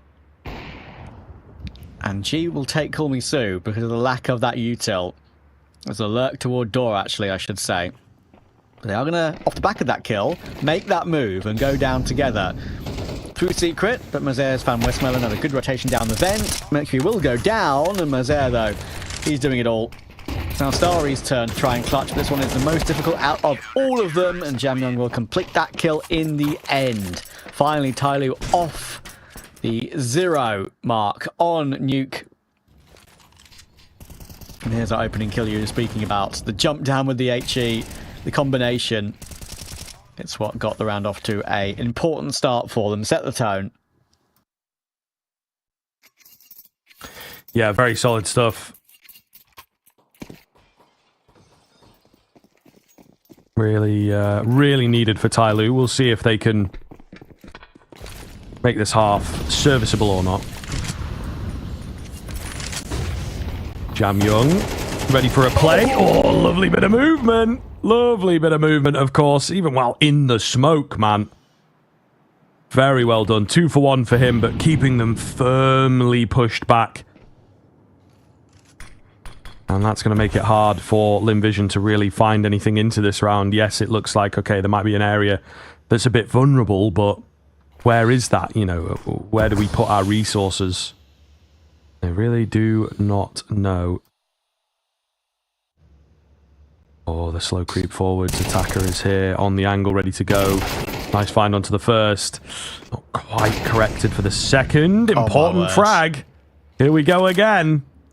Westmoreland working his way down with the bomb is a very cheeky move. He's loving life right now on Nuke. He's just doing, you know, crazy, wacky plays. And this is a very strange game state. 1 versus 1 directly down here. He's not going to take it. And then there's a player flanking the player that's flanking. So, but now he's not anymore. He's actually going to go vent.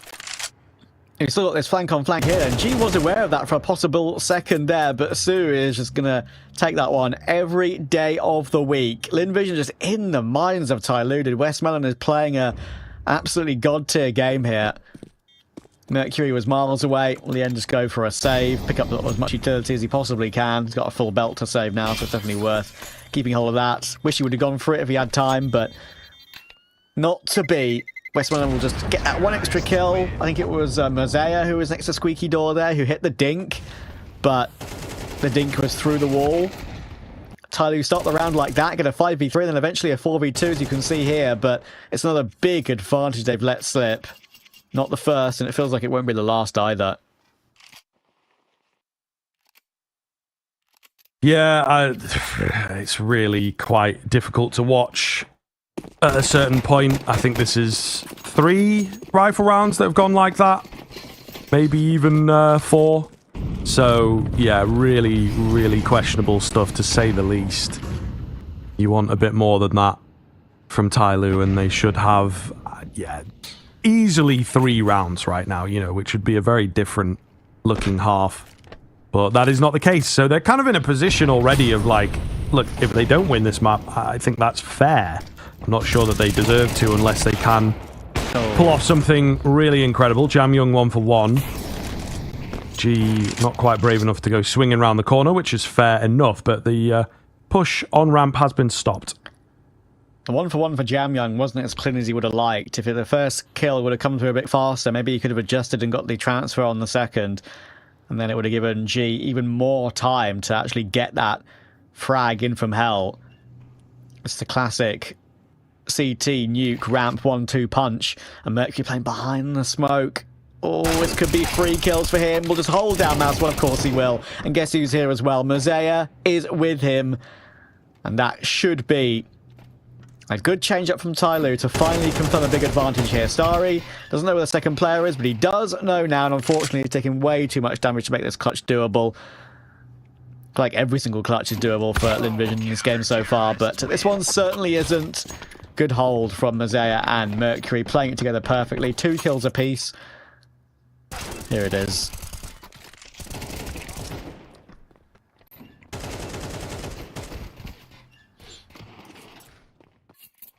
All right. So we're still, you know, not quite over just yet. I think they're right on the cusp of a weaker half, you know. So hopefully this is kind of where it stops for Lynn Vision and where TYLOO can close that gap. But Lynn Vision are aware of all these factors, and they've taken that immediate timeout, right, to just keep TYLOO where they are. Right thing to do, for sure. Even if you've got a big lead, don't rush into anything. Make your decision with the economy. As you can see, they're actually going for a full force here. It'd be slightly surprising as we're getting toward the end of the half, but there we are.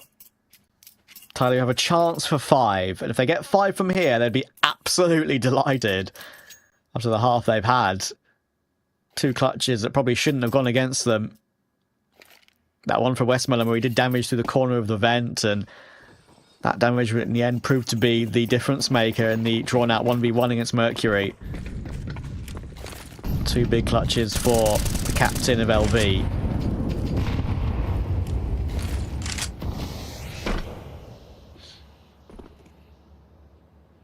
Keep them coming here. Keep them coming all game long. Make things interesting going into the next map. You know, the threat of loss for TYLOO, I think, would make for a pretty big game. Starry moving across quite quickly. Mosea is going to be down here, ready and waiting. Main crux of the team going for the vent dive. Just to try and distract Mosea, it seems, but it's not how it goes. He's got the head on a swivel. And he will indeed keep control. So 5 versus 2. Never counting Lynn Vision out in these situations. Oh no. Oh, God. No. Come on, man. 5 versus 2 turn 2 versus 2 in about as many seconds. Absolutely ridiculous. G moving in on the AWP. Not really the ideal weapon for this one. Will thankfully spot the player out before it all goes south. However, Mosea just needs 1 more for the ace clutch. Xhaka, we'll see here. He's picked it up. Very, very dangerous move. Oh, my goodness. Gonna get it done on the orb. I can't believe it. I cannot believe it. 5 versus 2. And this man just kills all 5 of them. Oh, add it to the list. Add it to the list of blunders from TYLOO on CT here. It was so comfortable for them. They would just add 2 players walking through hut and door. That was it. Xhaka headshots, all 3 of them on A. Timings G. I honestly, I'm very surprised G doesn't just pull out his pistol there as he makes his way toward Mini. I can understand. Listen, we've got the map. He doesn't. You know where he is, but I would love to see him just pull out the pistol and have a chance in that duel versus Xhaka. And then Xhaka going for the AWP. Right play to make. Low HP. He's the AWPer anyway. Jiggle out. Immediate flick. Textbook ace from Lynn Vision. Xhaka. And once again, right, just...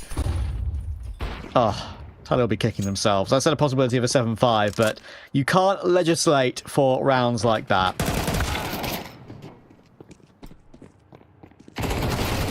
Absolutely wild, isn't it? And I don't know, it's after 1 or 2, you're like, ah, man, unlucky. You know, and you can kind of look to other factors. Once you're losing rounds like that, and then, I mean, rounds like this that follow it up, yeah, you only really have yourself to blame, right? You have to look internally at a certain point. So, and they're not going to do that objectively and cleanly. They're going to do that from quite a sort of bemoaned position of like, oh, I can't believe we're losing. Oh, what am I doing? Oh, this, you know, watching your teammates die and all that. Many, many, many, many tilting factors get involved, and it's not good. It is not good at all. So Lynn Vision maybe going to show TYLOO how it's done with a clean closeout of this second map. And then God knows what to expect moving into the next. Well, this is a great bounce back either way, right? I think Mazay will just about survive, yes he will, to the bomb and to any enemies chasing him down. But considering what went down on Inferno, TYLOO were very much in control throughout the duration of the map, then did their usual bit of, I guess, fall away on CT side. Here they started CT and they've only got 2 from it when it should have probably been 5, honestly. Think about the rounds they've lost overall. Envision have a chance to get double digits on T. Just confirm and relax themselves, settle back into a 2-1 lead in the series. A chance for a 3-1 win. A little way to go yet, but look at the buy that TYLOO have to put together. 2 scouts already down. And there it goes, an M4 as well of Mercury. Starry's just run outside, taken both immediately. The individuals are truly stepping up for the Vision on this map as well. It's not just the fact that TYLOO throwing these man advantages. Xhaka's had the ace. Starry's up to 15. Westmoreland's had 2 clutches up to 12. Now TYLOO want one of their own. They want a 3v5 of their own. They deserve it, for goodness sake.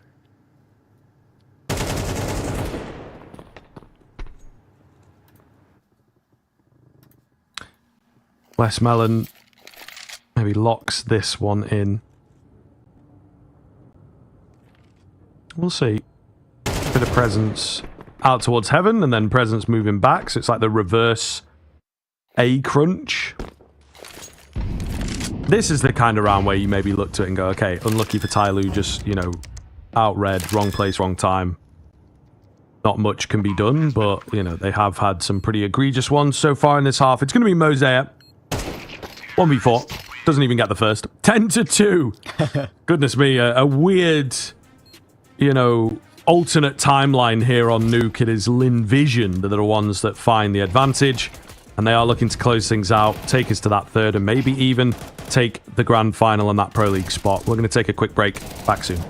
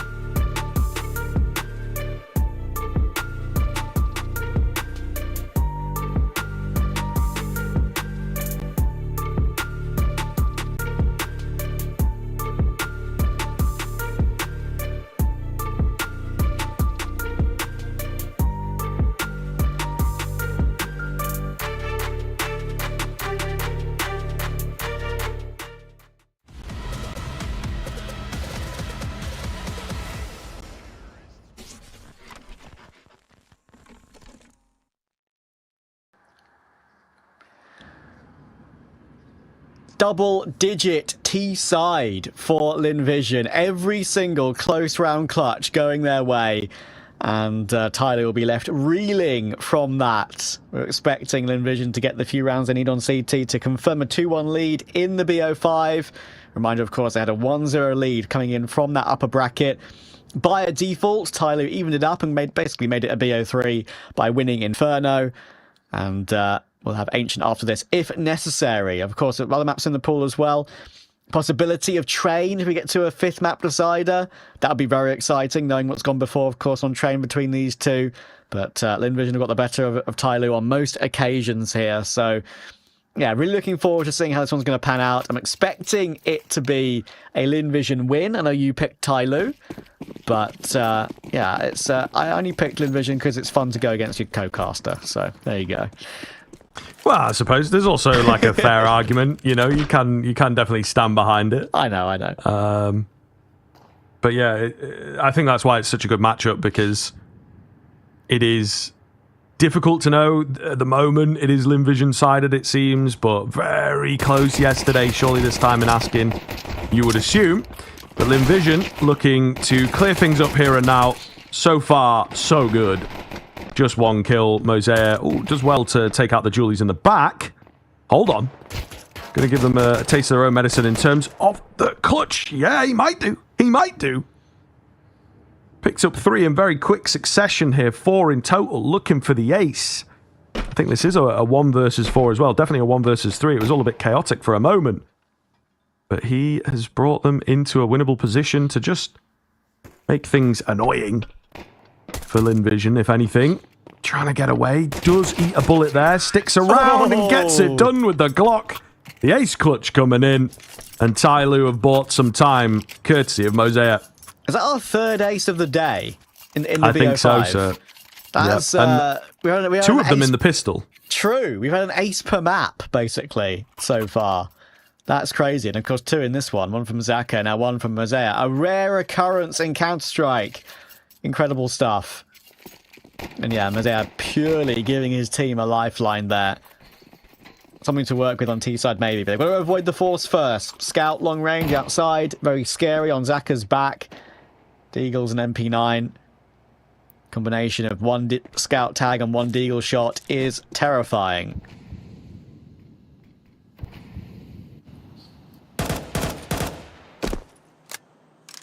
Couple taps. Nothing landing as yet.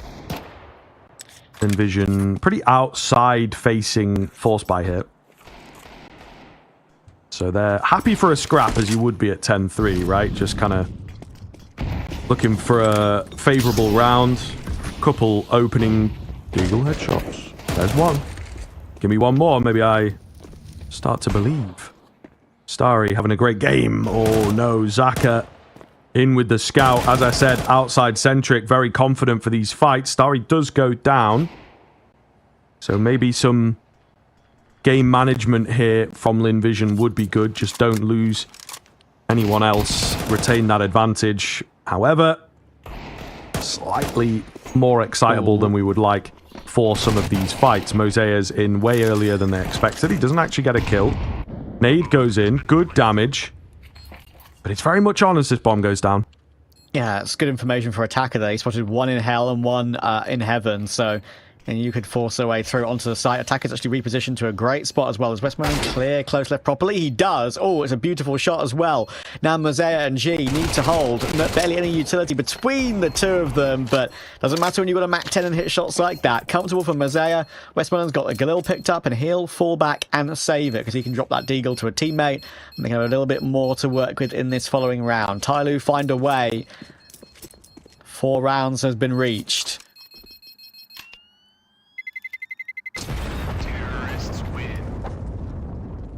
Very, very close. But indeed, they will find themselves in keen position. Just a few more from TYLOO. Again, you know, make Lynn Vision work for it as they had to for their Inferno.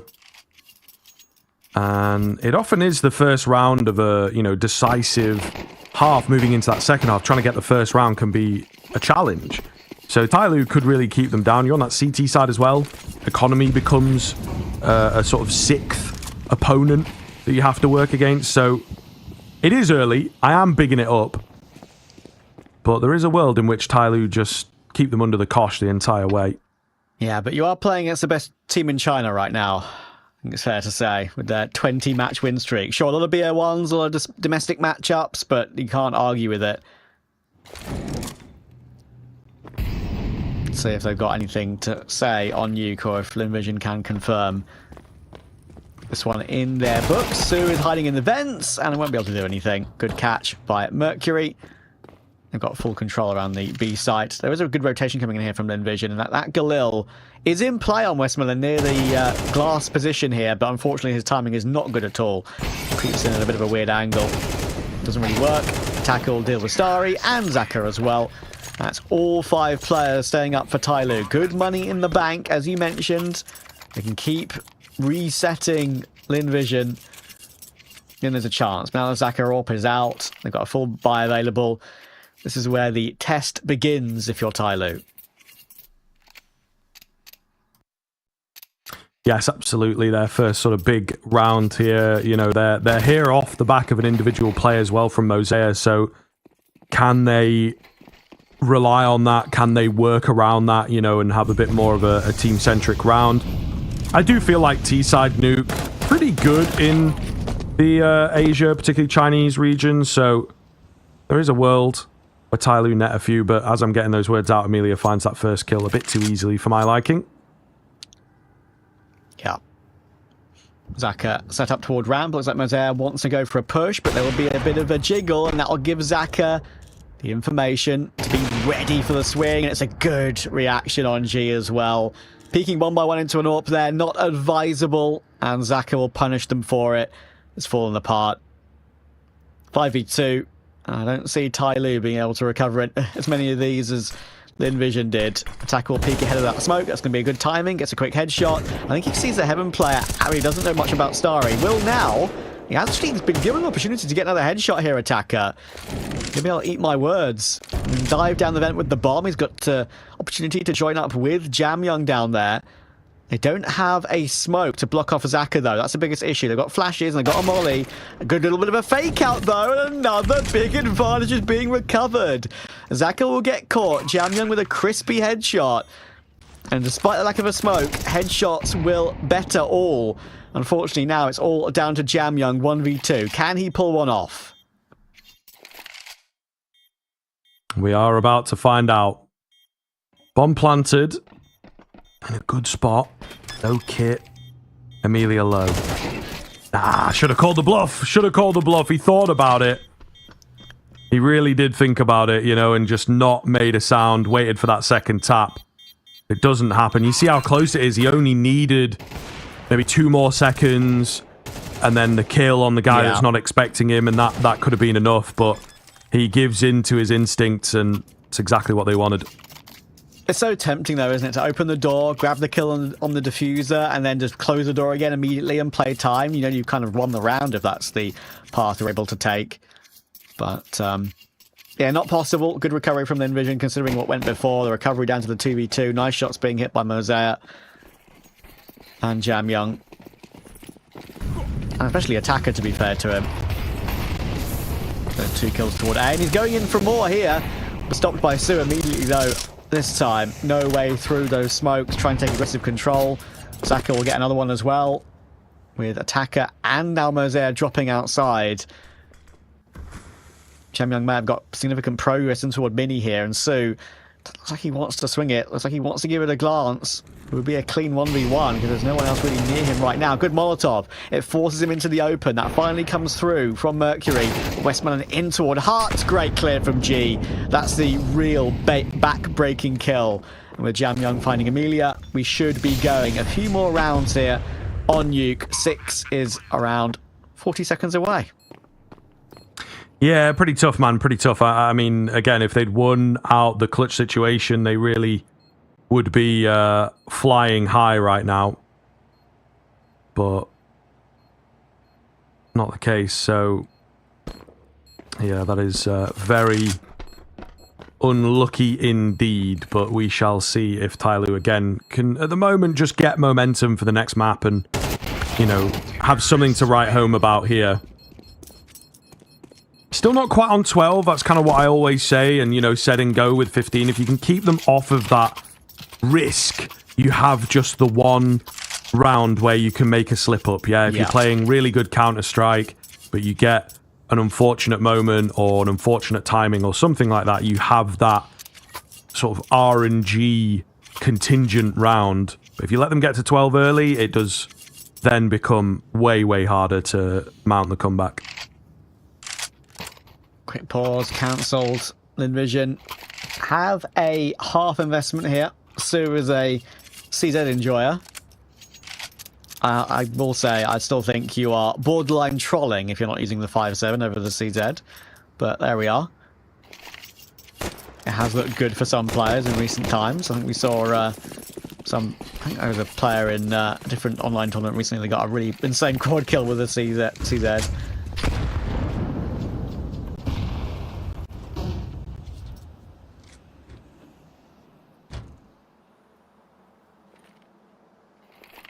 Taking it slow here, TYLOO, expecting something to come their way, and there is kind of a play happening. 3 players in secret. Very unorthodox, probably very unexpected. One after the other. Molotov, forces Starry forwards. He's traded. This is where they just have to be careful. They seem to have an inkling that something is going on. Might have heard a couple ticks of a molly at the very least. So Mercury will take his time clearing this one out. Maybe it's a round that Lynn Vision like going for. He's expecting a bit more here, but not really sure of where Zaka is. He's a bit chunky round that corner, so well played in the end. Mercury clears out the stack. Yeah, hiding in plain sight there, Zaka. Very unlikely he was able to get away with the kill there. Amelia tapping away with the 5-7 though. Westmoreland's actually managed to find one and pick up an AK. Now it's a bit dangerous, but that's a huge kill from Attacker. If Westmoreland found that one, there was actually a world where it could have gotten out of hand, but not the case. TYLOO, 7 on the board, as you say, keeping Lynn Vision off of 12. Thought for a second that TYLOO might want to try and shuffle that AWP away outside, make sure it's not picked up. It wasn't. Didn't need to do that. Had the control towards secret with 3 players. No chance of any CT pushing up and grabbing it. So no save potential. And now, the gun round. Lynn Vision have everything they possibly want. Reminder, of course, all these ESL Challenger Leagues over the course of the last few months. So many games have been played, so many BO1s, so many playoff BO3s. Once the tournament is over and all the VRS points are accurately calculated, of course we have predictions thanks to HLTV, but there's going to be a huge injection of points for both these two, win or lose. But only the team who wins will get that spot at ESL Pro League. Can Lynn Vision give himself a trip to Dallas, Austin Major, and ESL Pro League this year? That would be a great result for them. Yeah, really could be fantastic. Zaka has opened up here, so looking to solidify it. Make it more and more likely. Can he get any more on this AWP? They're teasing him. Oh, now he's definitely seen the player, so it's all about the trigger discipline. Oh. Down there, Amelia wins a sort of random 1v1. AWP shot is missed and Zaka goes down, but it still looks pretty good. And with Amelia down below, they have this sort of line of defense. He will fall. I don't think he's necessarily bought enough time for the rotation, so TYLOO could steal this one away. Yeah, it's a bit of an error there. Isn't that second player was going to come through from ramp and get an easy trade. Stuck in the open, took a lot of damage, does go down, does Amelia. So now, Jamyoung, Mazaya, and G. G's given the AWP over to Mazaya. 9 HP, of course, fine with that AWP. Jamyon looking ready to swing on a timing. Once he hears one of these players stomping toward him, Starry and Westmoreland are together. Go for the swing and take the kill. Westmoreland does find Mosaic in the meantime, though. Nade throw. Does that force a peek from Jamyon? It does, sort of, but Westmoreland will find it. It's now all down to G with the AK. Stuck in dark, finds the first, but tagged down to 21. Su's trying to run him down, will run him down, but there's no time for the defuse. Kit on the floor, but he's still not going to be able to get it in time. Oh, if he had the kit already picked up, he would have won the round, but it's not to be. That is pretty damn tough for Lynn Vision. Could be a key turning point. You know, keep your eyes on what unfolds from here. Very, very, very scary indeed, as they will find themselves in a position of gap closure. TYLOO have not fully broken the bank, but they've put Lynn Vision down to the half bite. This is where I think we need to be trained in on our screens. Get it on the main monitor and make sure you are keeping up here, because this could certainly go the distance on Nuke. One more rifle round is all that separates TYLOO from an even scoreline, but with a headshot like that to open up, we might not even get there. I'm going to go for the boost on toward ramp as well. That's a great call. Of course, that AK can't be retrieved, so they're going to have to do it with a deco. Lynn Vision.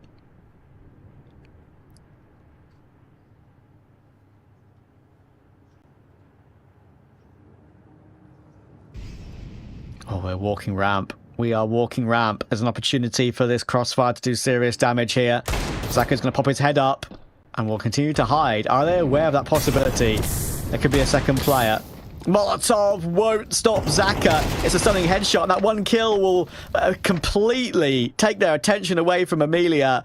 It's a headshot on G, and it's fallen apart to the deco. We thought the last round had a good opportunity.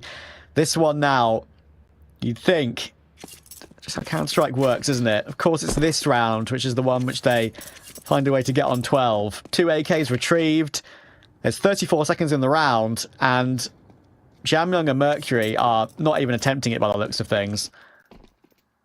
Wow. Yeah, listen, when you're winning rounds like that, you come close to winning the previous as well, then you are absolutely deserved of the map. Just playing like the better side, bit more coordinated, individuals kind of all pulling their weight, to be honest. So, yeah, there's really no excuse for TYLOO. You're in this tight spot. This is supposed to be the round where you keep it together and, you know, don't let silly mistakes happen, but we have a slight overface early on. We have a disjointed trade attempt. So, yeah, TYLOO just really not impressing in this map. It's like they're just running in dry. Yeah. You know, there's pretty chunky belts of utility that still remain. You've already lost a player to a dry walk-up that's a bit lackadaisical, and then you're just charging in. Like, at least make an attempt to flash something or molly something. So it's kind of wild. They, again, only have themselves to blame. Yeah, it's disappointing the way that one goes awry. Not the first time they've lost a round that should have gone their way. And honestly, it's pretty crazy, right? They'll be looking back at this game and thinking to themselves, right, well, if we won, let's say 2 or 3 of the 5 or 6 rounds we should have won, we could be in an even scoreline here. Could be 10-10 rather than 8-12. But that's all shoulda, coulda, woulda, and if, buts, and maybes. This is reality. Starry. In single, TYLOO have found something in this round via a pretty crazy rush with the Tech-9 outside from Jamyoung. That got 1 kill. G will react for that one as well. And of course, they're just going to hit straight back, naturally. So the game's not over yet, but giving up 12 to Lynn Vision does make you think it could be a matter of time.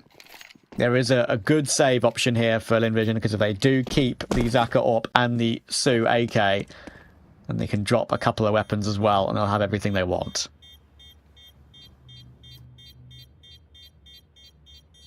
Yeah, and it is kind of tedious, isn't it? You know, they have some pretty nice rounds, and then we've just had a couple of rounds where they've dropped to silly situations and a couple clutches and things like this.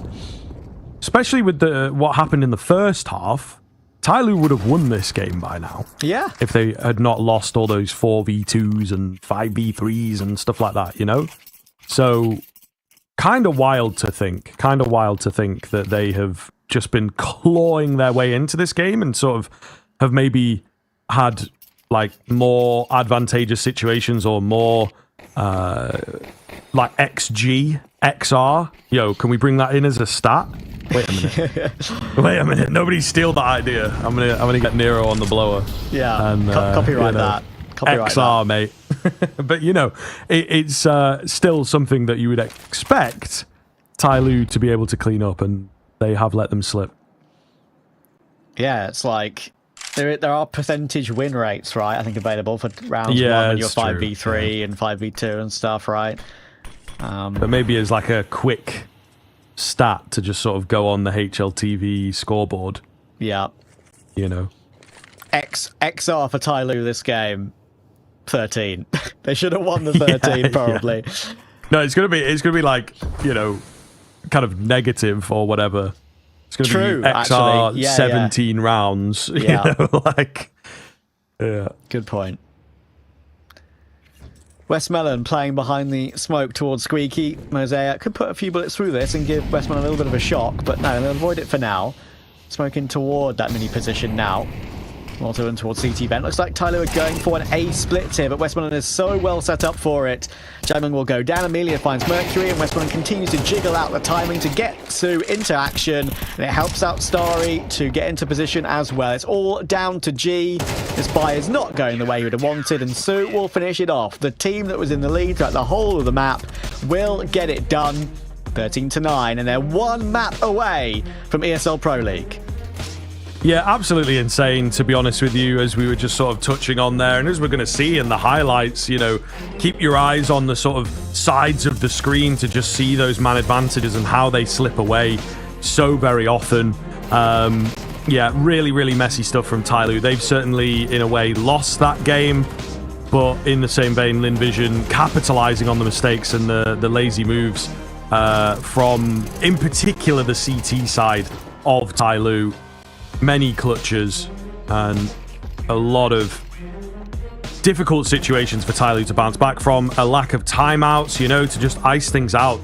They don't always have to be talking tactics, get into the old Asher's playbook and he'll tell you all about it, right? Sometimes you just need it for the mental to just be like, guys, relax.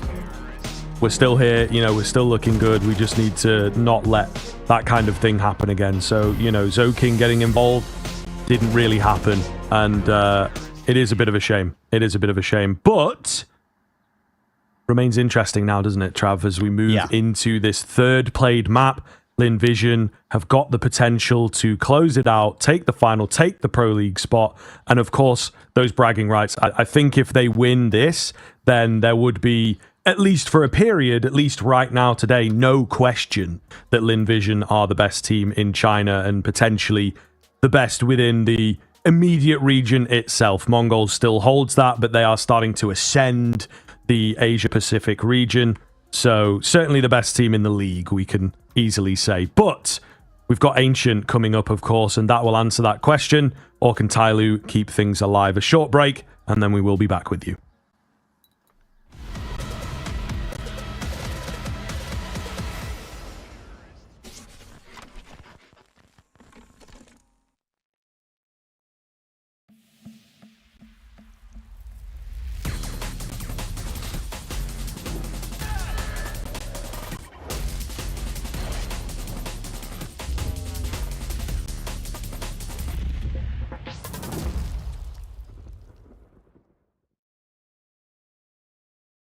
Think you've seen it all? With Faceit Watch's Point of View Selector, you can experience the game from any pro's perspective. Use the multi-view feature and customize the stream with up to 4 angles. Control what points you see while earning rewards. Drops are activated and lucky winners will receive Faceit points. And if you ever miss a match, VODs are now available. Get instant access to demos with multiple POVs and commentary.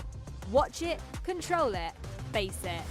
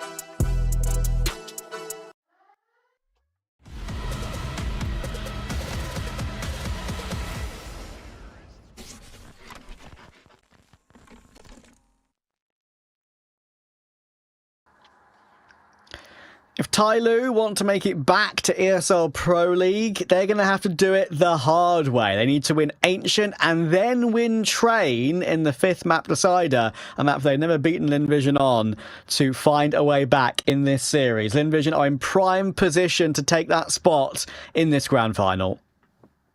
Yes, I mean, absolutely a bloody classic, isn't it, of this region to just have these wild maps come out to start with, especially considering when they played yesterday, it was really, really close the whole way through.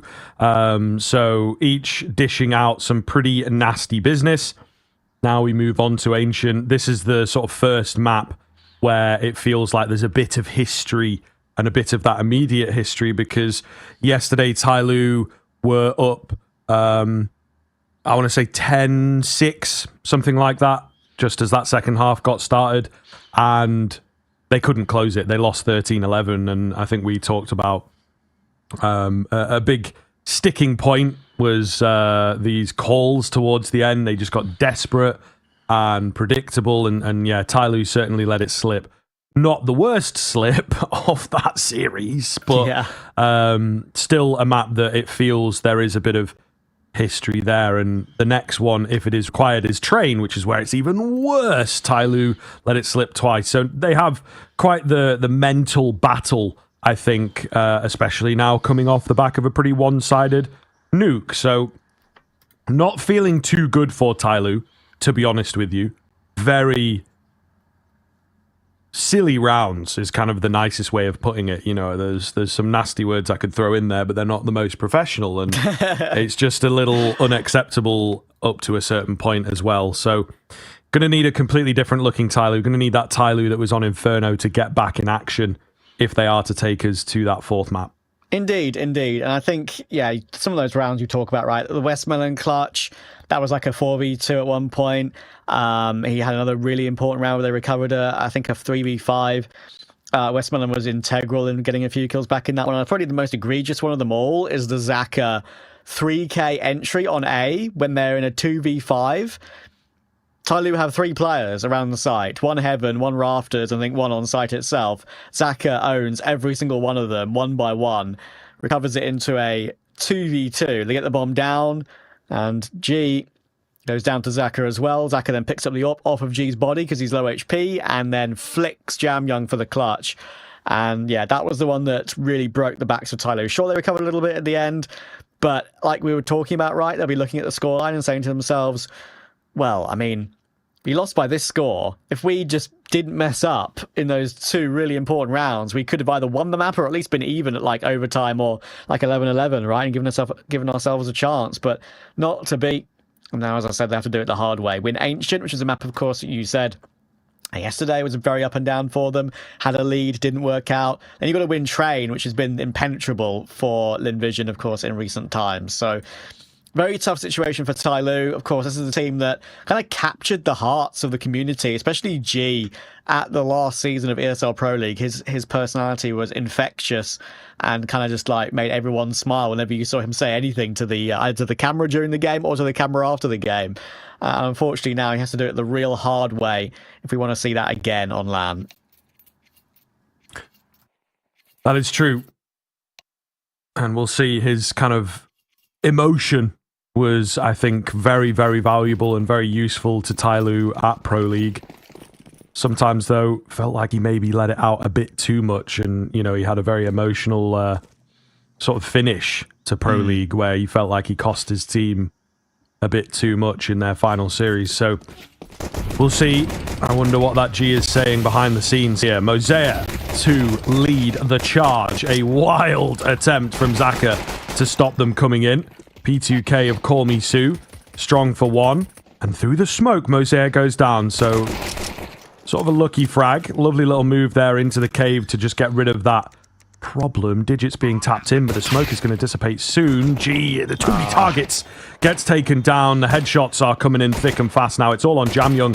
Certainly one of their stronger pistol players. Running low on ammo. Yeah, had to be selective with the shots, and that lets him down. Couldn't connect, as you rightly say. When you're low on ammunition, you have to be a little bit extra extra careful and try and judge a headshot. And maybe there's a tiny world you could find one more if you've got 2 bullets left, but it's very, very unlikely. Good retake from Lynn Vision. That one could have gone awry, especially as attacker gets his kill here, and then they clear Sue out properly from Cave, as you can see, with the one player coming through Jag, and Mercury even peeking with the bomb, just making doubly sure that player is removed. It's a good idea, even when you have got the bomb there. You know he's just distracted from the Jag player. But that was where the good work ended for TYLOO. Force buy, though. 3 Galils and 2 Tech-9s in play with OK util with that plant. This is one that can very easily go awry for LV.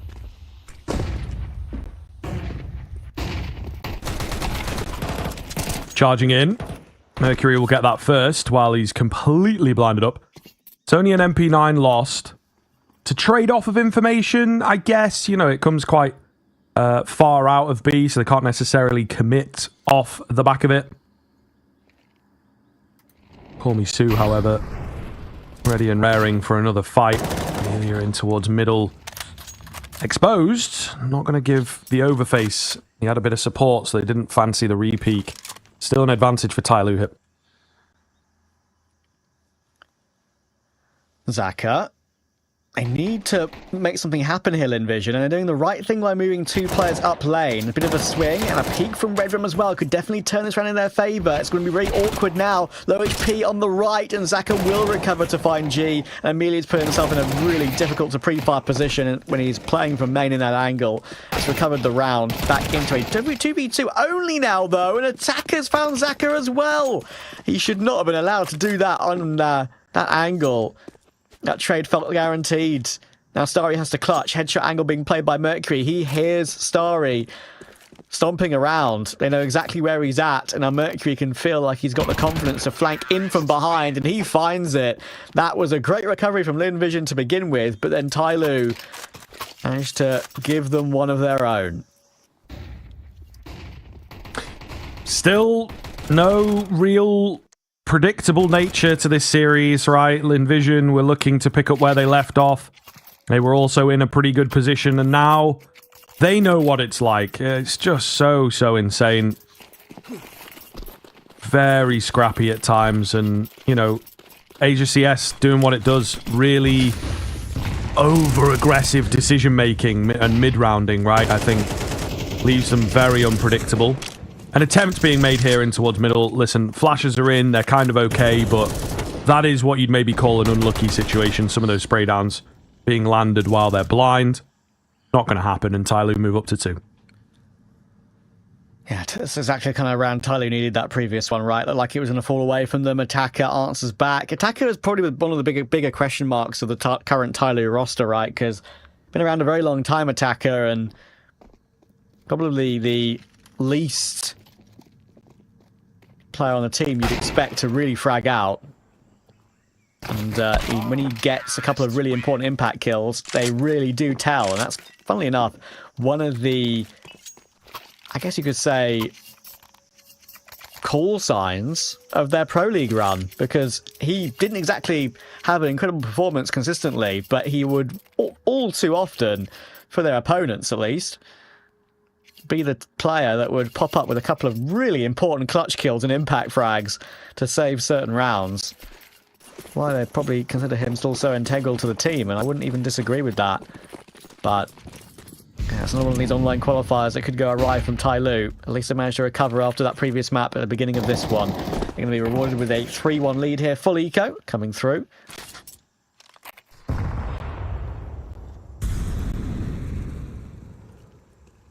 And a meaty nade.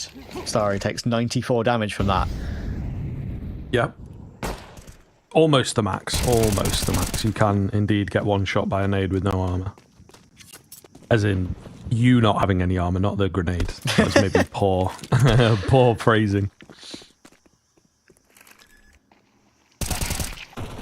Hopefully there are no. Hopefully there are no gorillas in the jungle. So well, we don't have to have our conversation again from earlier. Maybe. Listen, I for me, when I first heard it, I just feel like it is a bit of a non-conversation. I don't think the gorilla like wins You know, you think about like bodybuilders and how big they are, and you know they sort of struggle with the cardio and like moving and touching their back and stuff. You know, it's kind of very similar logic to me that they just would be overwhelmed. If it was like 100 1v1s and we maybe give the gorilla like 30 seconds to a minute to recover, different conversation. Yeah, but that gives the gorilla a caveat though. It gives them an option. It's not a true. But there is only one gorilla. See, if it was like 100 men versus 5 gorillas, we might be on. If it was, now listen up, this is one that might change the game. If it was 100 men versus like 5 chimpanzees, the chimps are ferocious and they like eat other monkeys and stuff. You know, they're crazy. Yeah. And they can be swinging from the trees and stuff. Yeah, we've watched our fair share of David Attenborough, bless him. So yes, absolutely. We know that at least, but yeah. But one gorilla, I don't think he's gonna make it. You know? No, there are plenty of animals probably around the outskirts of this map that could cause many a problem to a human. Jaguar, snakes, that's for sure. Yeah, not a big fan of snakes. Spiders. I'm fine with spiders. I was crazy for the spiders when I was younger for some reason. Crazy as in you get scared of them or you love them? No, just like finding out about, curious. Very curious about them. I don't know why. Yeah, I'm still okay with letting a small spider in the room go. Like you can just catch the flies for us, catch the moths. Yeah. All good. Big spiders, a little bit more questionable, but I will still pick them up and take them outside, so it's fine. Will Westmelon pick Mercury up? No, he won't. Mercury with a good catch. But Amelia and Zaka respond to make it 3v3. It's another big headshot from Attacker with the picked up M4A4. That how will scream its way to a critical kill to make it a 3v2. And Zaka feeling like he needs to go aggressive, obviously being a pick down in the round, and he will find G. That's a huge move from Zaka. Despite being 31 health and no armor, drops the bomb outside the doors. Obviously evens things up, but it's just going to really slow the roll of TYLOO here, make them, in theory, more predictable. Now, Lynn Vision opting to abandon the B site and play a wacky rotational game.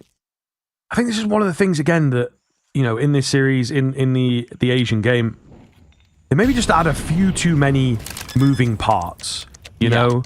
I kind of like to call it like overplaying, and I think that's what they're doing here quite a bit on both sides, actually. It's like, just post up on the site, just go with what you know, and now you've put yourself in a really weird spot.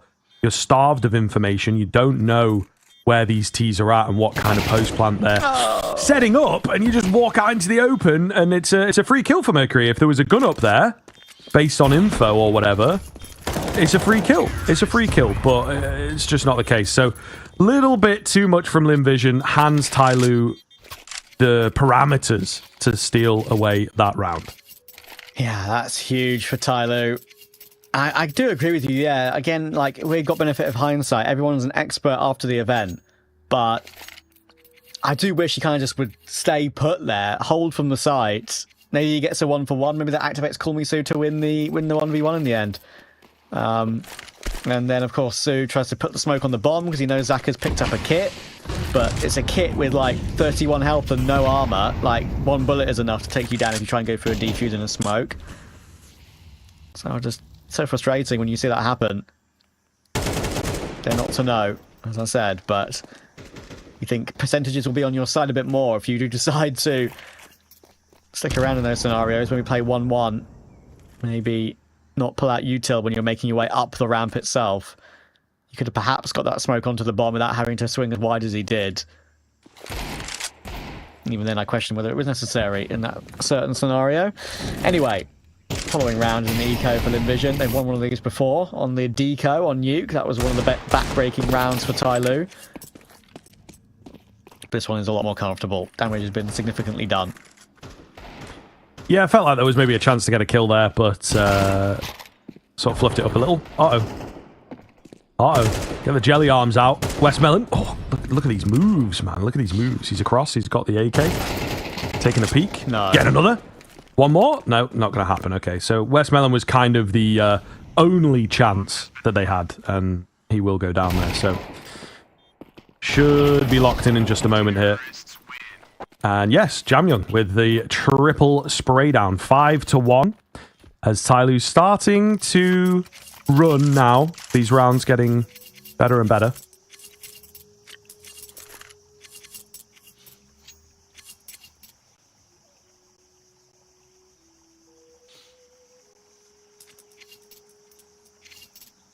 These rounds do get a bit scary sometimes, but TYLOO 5-1 on T side. Good start for them. Absolute necessity to take this map to stay in the fight for Pro League. It's a map that Lynn Vision are excellent on regionally. They've won 9 out of 11. And they've beaten TYLOO in the Stunner qualifiers as well, 13-11. And of course, the other day as well in this very tournament. But this time Lynn Vision will put their foot forward a little bit more. Bit of aggression toward lane. Some flashes come over the top. It sets up Starry for 2 kills. Lovely 2 kills as well. And he even manages to get in toward mid and take attacker as well. That's a brilliant hold. That push out mid from TYLOO gets completely destroyed.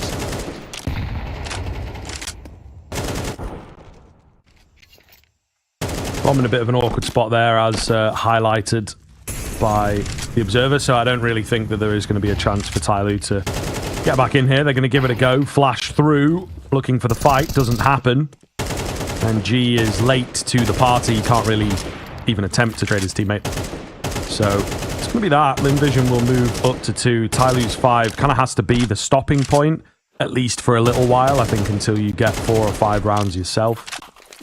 But always easier said than done.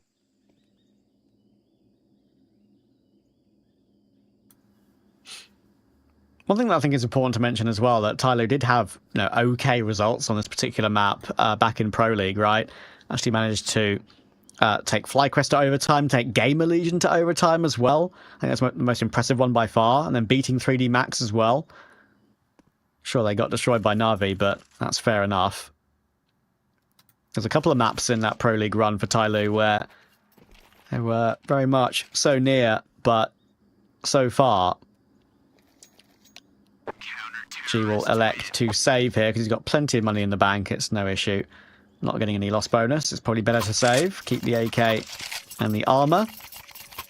And again, not many T-side AWPs from TYLOO in this entire series. G obviously a lot more comfortable going for a rifle on T. Probably see a lot more on Dust 2, for example, if we played that map, but we don't between these two usually.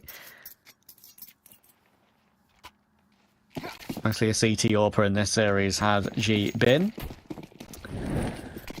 Round 8. Lynn Vision getting their second on the board. Sorry, we'll get once again. Very much pressured in toward mid, but guess what? This time they have some, I guess you could say, protocols to deal with that aggression. It's a beautiful Molotov and damage to actually take him out of the round purely from the fire alone. But Amelia will remove Mercury on the re-aggression. Saka trained in. Oh, misses the flick. It's a tough one, to be fair to him, but a really quick find, maybe much quicker than they were expecting. Spray down doesn't work for Jamyoung. A lot of damage done, so Amelia's got to be careful. Rotations coming around quite quickly. So again, the bomb might look to bail here if attacker gathers enough info, but my goodness, the walking was very nearly deadly. His patience will pay off. He's just keeping this player trapped in now, who's got many fights coming his way. But Westmelon keeps his cool and might just have done enough. Bomb spilled in an awkward spot. Attacker's location known, and he lacks some info on that last player. Not going to be needed anyway. Westmelon super clean for 3. It's one of the things that I think is so cool for Lynn Vision, right? Westmelon has always been around this team.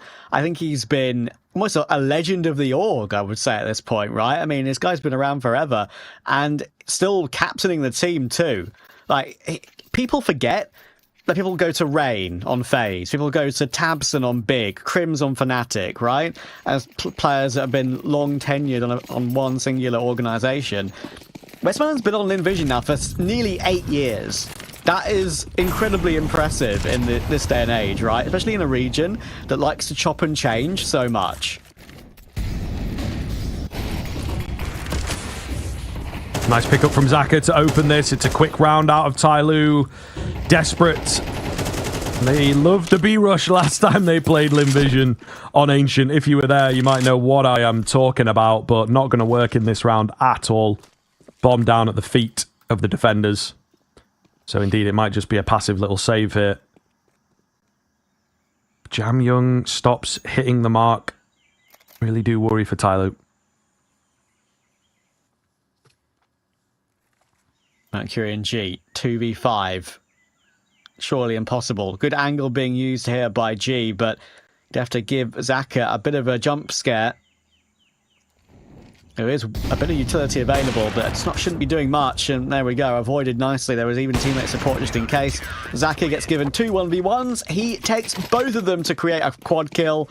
4 on the board for him, and 4 on the board for Lynn Vision.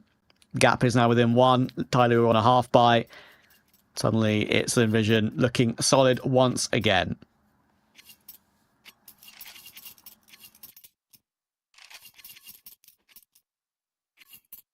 Still, I feel good about TYLOO's position. You know, a nice start to the game. Hard to sort of call, really. I think Ancient does lean a bit more towards the T side, at least at the very highest level. But it is a map that doesn't really seem to have any solid structure to it in terms of CT, T-sidedness, etc. So 1 or 2 more than the 5 would be nice, but 5's still very workable. I think it deserves to be said as well that whatever happens here for TYLOO, Jam Young has had a brilliant series. For map 1, if you remember, he dropped a 22 and 11. At one point, he was 9 and 0. He did have 9 kills in 2 rounds in that game. Pretty insane first 2 rounds of the entire series. It's actually worth going back and watching those if you haven't seen them. If you're in chat right now and missed the start of the game, worth watching the first 2 rounds of Inferno. And even on the map, of course, they lost to Nuke. It was sort of relatively solid from him. And once again, he's playing really, really well, despite maybe some of his teammates lagging behind a little bit. I mean, that's still 1 round in the lead, so it's not any real issue here. Pretty crazy KDs, though. Pretty unusual to see 15 and 7, 9 and 4, and then 2 teammates, sorry, 1 and 7, 0 and 5. And they're still up by a round. Utility will be coming in toward B here. Proper execute on this low investment round. Bomb plant should be able to go down. Mercury will hop over on the B hop and get it down. So this retake is not a guarantee. No, not necessarily, and they're able to get into some good post-plant positions now as the time ticks down. Decent nade across 4 players. We do have a flank here from G. Just got to be careful, trying to be annoying. Unfortunately, it's his teammates who are falling. You know, it looked like for a moment he was going to mess it all up and, you know, not get a kill, go down too early, etc. They're so damn close in terms of time, in terms of the damage, you know, 1 or 2 more well-placed bullets, and TYLOO could steal it, but that's just not what happens here. Good retake in the end there from the Vision. It wasn't the cleanest ever, but they kind of all understood what was going on and where TYLOO were, right? It's not like it... Some of the duels were a bit awkward, but... felt like there was no risk in the end of losing that one.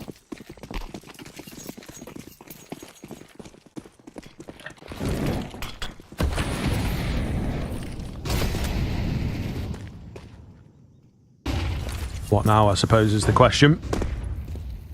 Now we are even. Will TYLOO be able to gain the upper hand again, or is it going to go to Lynn Vision here?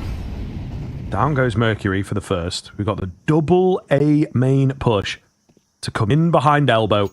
They're not going to be expecting this at all. Maybe just a stray look, though, could make the difference. They're hiding out in the smoke. Dangerous move, but it works. Westmelon catches them unawares, as does Call Me Sue, dropping the bomb. A lovely piece of tech there from Lynn Vision. Oh, they're all over them. Like a cheap suit. All over the map. In their walls. In their spawn. Mosaic is wondering which side is he going to get peeked from first. He's got 50 seconds to figure it out as well. So it's like, listen, they could just prepare to kill me after time. They genuinely could. They would leave the final round of the half coming in with Mosaic on $450. Mosaic probably should try and push and go for the loss bonus, I would say, here. Looks like he will. A few warning shots coming in from Suit, but in comes the duel. We'll wait for a teammate, and there it is. Great recovery from Lynn Vision. They were 5-1 down. They're now leading 6-5. Could even win the half as well with the money situation of TYLOO. They're going to be on Galil's and maybe 2 AKs if they're lucky.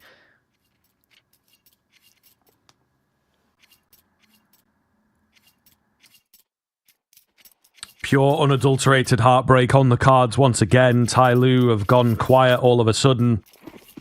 It starts flashing back in. All these Lynn Vision matchups have gone against them. You look at that head-to-head, which is a bit too long to even fit on the page.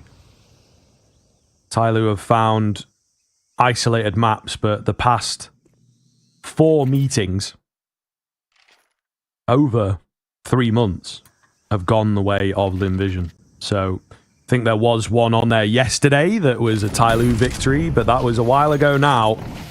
So Lynn Vision looking to make it 5 in a row. Amelia standing strong for the double kill. Will be traded out. A bomb site roughly taken, but still not quite comfortable enough for them to get the bomb down, it would seem. A fake out coming in. Is there anyone around looking for a spam? The answer is no. So they will get the plant in here. Final round, of course. So Lynn Vision will be giving it everything. G moves up to an AK.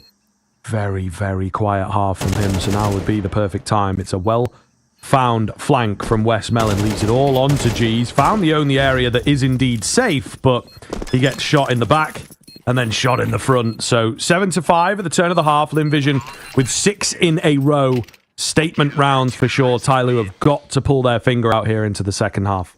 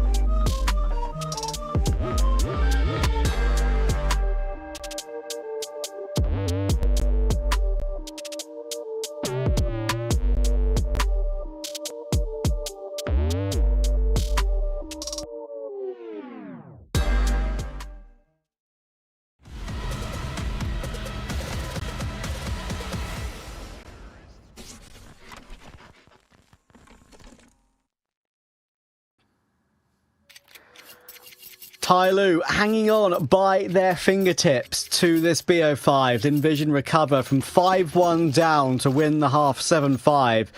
And one more of those, and they'll be able to get their spot at ESL Pro League. Only one spot available. It's not like making the final gets you the spot as well. This is for all the marbles. Yes. Firm, keen collectors of marbles, these two teams, especially within ECL Asia.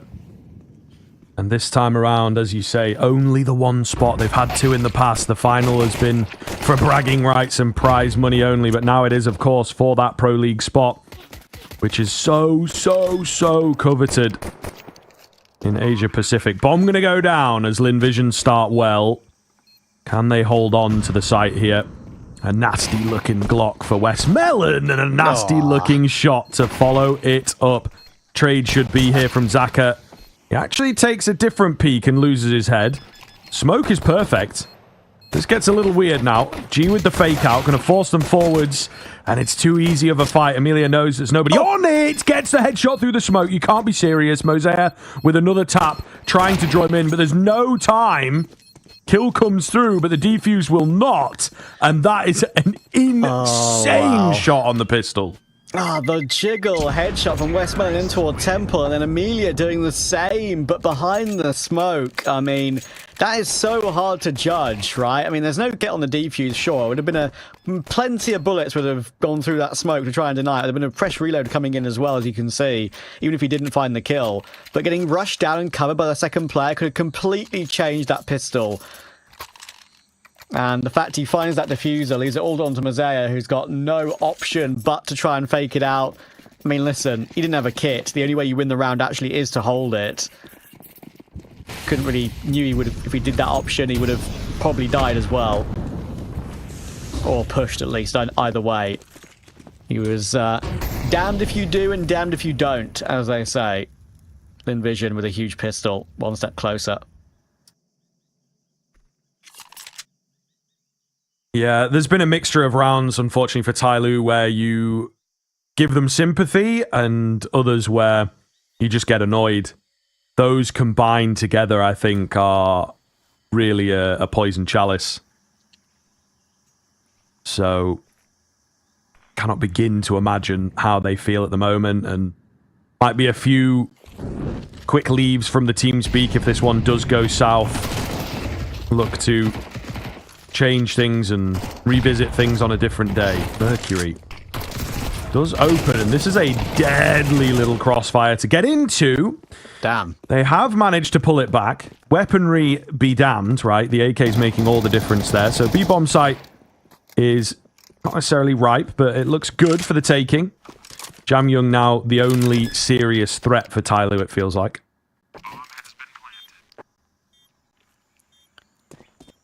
Yeah, honestly, they've got no real option but to try and scavenge what they can in toward lane. With the MP9 now recovered for Jam Young. One more kill on the exit would be nice. Get a bit real money in the bank. Extra $600. They are looking for something. Trying to do as much damage to Lynn Vision as they can. Maybe the only way back into the game for them if they do damage to the economy at this early stage of the half. But they're going to have to fall away. No kills offered up on a silver platter. Everything is hard work for TYLOO right now. Lynn Vision will recover brilliantly with that great lane take. Dangerous. They made it work.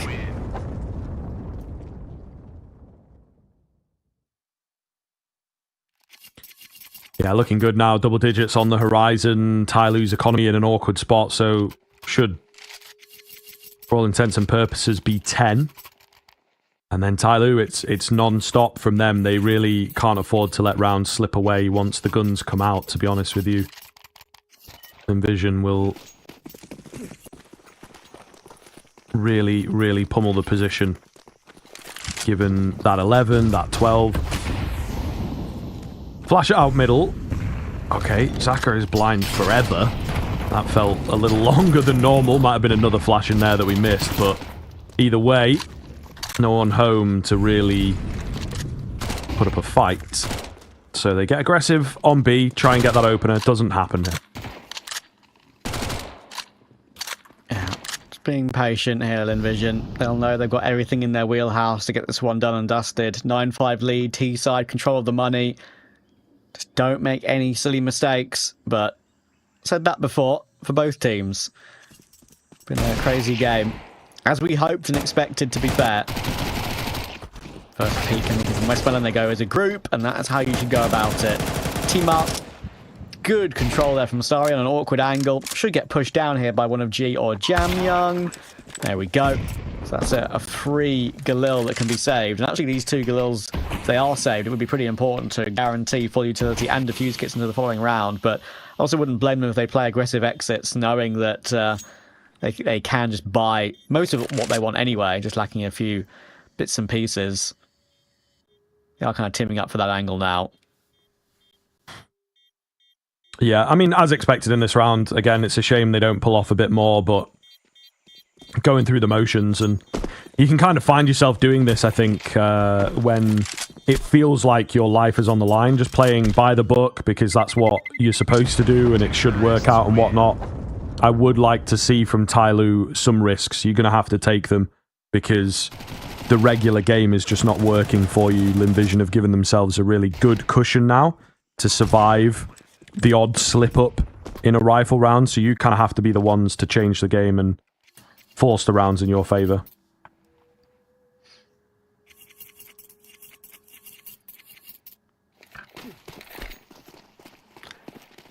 What have TYLOO got in the tank? The two Galils will be used. Of course, that allows the AWP to be in play as well. Dropped by Mercury. Here we go. Oh, I love this from Lynn Vision. The change of pace toward A. You know what? I did love it, but it's been completely cancelled out. It's probably the only option that I would say there is only fast option, which is probably the right one, I would say, considering they haven't really done that the entirety of the game, obviously. First gun round, try and shock TYLOO. But, well, TYLOO were very, very ready for that. And actually, with no progress made at all, and some of those previous rounds being relatively close, Lynn Vision's money isn't amazing. No, it's true. It's true. A really nice springboard for TYLOO if they can actually do something with it. They'll be pretty happy with how that goes down. And again, well read. Pretty classic to just go for a rush play in a round that feels important. So they prepare themselves for that. Just takes the one kind of voice to be like, care for a rush. I can feel it in the water, you know. That one guy who's got like the spidey sensors on your team. Yeah. But we'll see. First kill comes in. Oh, God. Oh, God. That's not... I actually thought he got that ramp player, but he didn't. Not the best. Uh-oh. Trades there. 3 versus 2. Bomb spilled. Uh-oh. No. 2 versus 2. Bomb still spilled. I'll keep you updated as the round goes on. But all the same, Zaka gonna go down as soon as he gets that bomb. So it looks like we're all good. There's still a lot of damage though.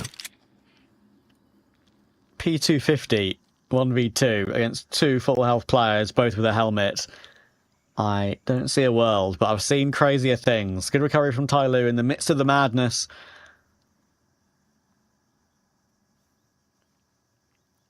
Starry will look to push forward, headshot angle, trying to be played with, but G was ready. Good kill.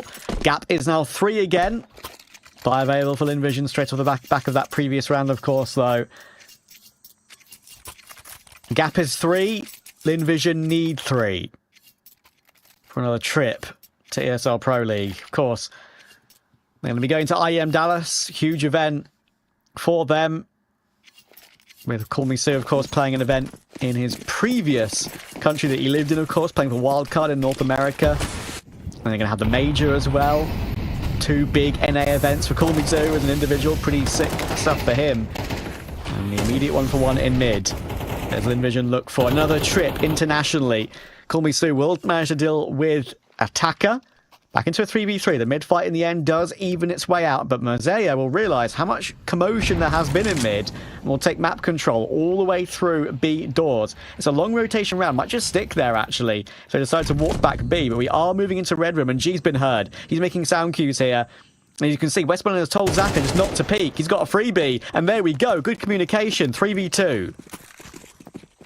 Yeah, really nice find. Opens up the A bomb site, of course. And I mean, TYLOO were sort of banking on the fact that it was going to be a B play or maybe from mid. You know, Mosaic was in so very deep. And with that, it leaves them a bit too far away from the A bomb site to really do anything. So honestly, maybe perfect scenario for Lynn Vision. They lose a rifle, they pay for it from an economic aspect, and then as soon as they get the guns back out, they're immediately on the board, you know, and because of the closeness of the previous rifle, you know, TYLOO cannot really attempt these riskier moves, which is what I was saying. That's kind of what they need. If you're just going through the motions, Lynn Vision are going to figure that out. They're going to get that random bit because they're in a position on the T side and in the ascendancy to take those risks, and they have less of a risk factor to them, you know, and that's exactly what happens in this round. Let's just walk up red room, see what we can find, and they win the round because of it.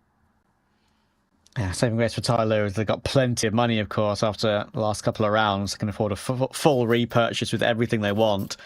But it's a huge round for Lynn Vision.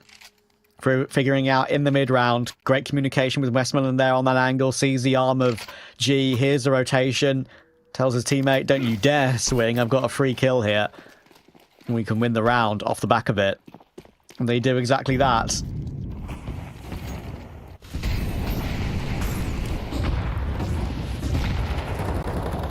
Lot of noise from the utility here. I was going to say no real opportunity for a kill because no one was getting aggressive, but through the smoke, Attacker finds the first. Exactly what the doctor ordered for TYLOO. That's another one I don't quite understand. What do doctors order? Do you know what I mean? They don't really order medicine things.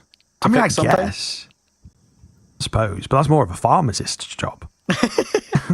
Listen, the doctor has to sign it off, mate. I don't know what. I have to make doubly sure. I guess. Yeah, maybe what the doctor ordered from the pharmacist, I suppose. Yes. Something along those lines. Recovery kill here for Amelia. Attacker will go down. Mosaic with a good frag on Zaka, but G will go aggressive with the AWP, and Amelia is just so ready. Triple kill. Up to 18 in the game, trying to get Lynn Vision to another big LAN event.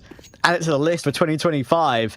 Mercury, good response, finds the kill in the end. Sue's going to try and cut them off. They do realise here that B is completely open. They figured it out, and Sue is in the best possible position. You are vaguely aware of it. Mercury's creeping around here, trying to clear this out bit by bit. Jiggle peek by jiggle peek. But Sue is better, and Mosaic needs to trade instantly to have any chance at this one, and he's not going to be allowed to. Call me Sue with 2, but Amelia QAQ with 3 wins the round. That is another tough one for TYLOO. 4 versus 3. Should have had a trade-in from Donut. G with a bit of head loss, you know, maybe moving a bit too quick. Not buying time and space for his teammate. So now we have Lynn Vision on the cliff edge, ready to dive in, take the leap of faith, and hopefully find themselves at Pro League. We'll see. Not starting too well here. Attacker again gets the entry. G will find another. It's looking very good. TYLOO back with a vengeance. 3 kills across the map. Look pretty damn good to me. And there's presence from behind. I thought it was a team kill, but no, there's a phantom behind them in the form of Mercury. Just took a bit of time getting the second one for some reason. Yeah, Zaka there moved as he was spraying toward Donut, and I thought like a random RNG bullet just shot his teammate in the head. But yeah. Good hold from TYLOO, but you just feel like it's too little too late and they're not going to be able to string these together.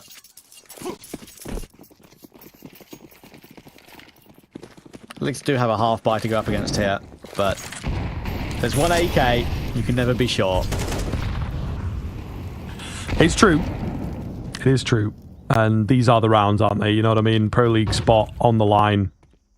That extra 7 grand, which is nothing to sniff at. And, of course, just the bragging rights of being the team.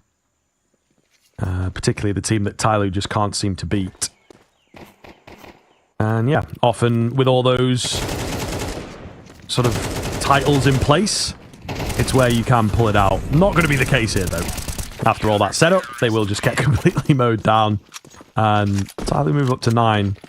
it's not loads of work. You know, look at it in terms of buy rounds. You're going to have one here, maybe. I mean, they might play super safe and just go for a half buy here, which would be quite a scary prospect. Yeah, the right time for attack. Maybe even deciding whether they want to go for a full investment here, right? Like, I actually wouldn't blame them if they went for a half buy. I know it sounds crazy, having 4.4 on 2, 4.7 on Amelia, but man, you can get Galil Util on Starry, and it's absolutely fine. But maybe they go like Tech 9 armor, good. Yeah, that's exactly what they're doing, look. Tech 9 armor, good Util. And then going for a full investment with all 5 AKs and everything they want in the next round. I actually like it, because this round is winnable still. And the next round will have everything you could possibly want. I'm a bit surprised, but I did call it. Rare, I got something right. Hell yeah. Hey, listen, man, give yourself some credit. I think you, the more predictions you make, the more right you're going to be. You know, you might also be more wrong, but people don't really pay attention when we're wrong. I think maybe Maui Snake or somebody can't be wrong. But looking good here to hold the line once again towards middle. Attacker has been quite consistent in this location. It is a lower buy and a wacky move, but yeah, mid might be a no-go because of how good he has been the past few rounds. Yeah, look, okay. That buy falls apart entirely, but it wasn't the round they're truly focused on. I'd love to see them get a little bit more work done there, to be fair to them. Like, I think going out mid aggressively as they did with a bit of util. TYLOO have been very good at defending that so far this game. Been more often than not winning those engagements. One player up, one player down. The fact that Westmoreland's actually managed to kill Jam Young there is incredible. He's got 2 players to face, and Jam Young is the one he gets focused on. My guy will say, what do you say, F me for? But Attacker will get the kill, up to 21, having a really good game. But TYLOO need 2 more.